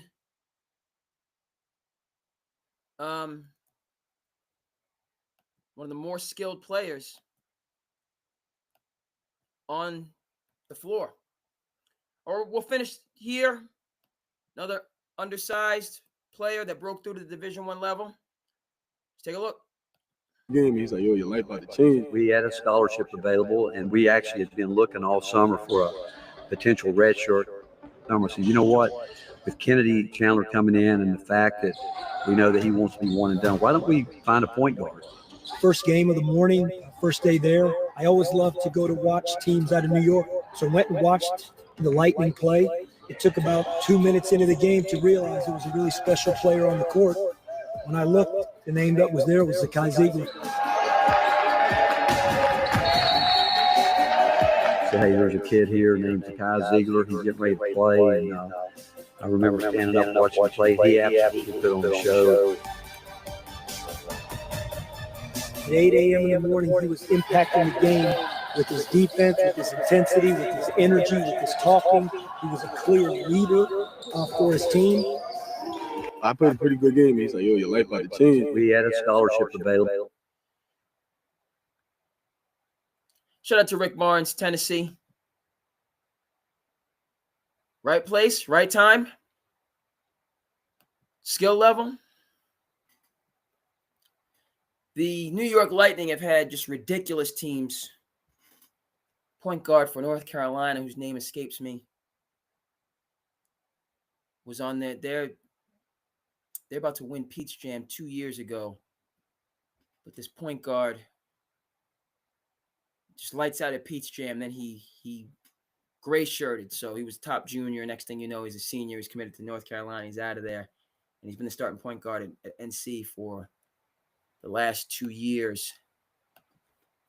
Episode cannot finish without get this name.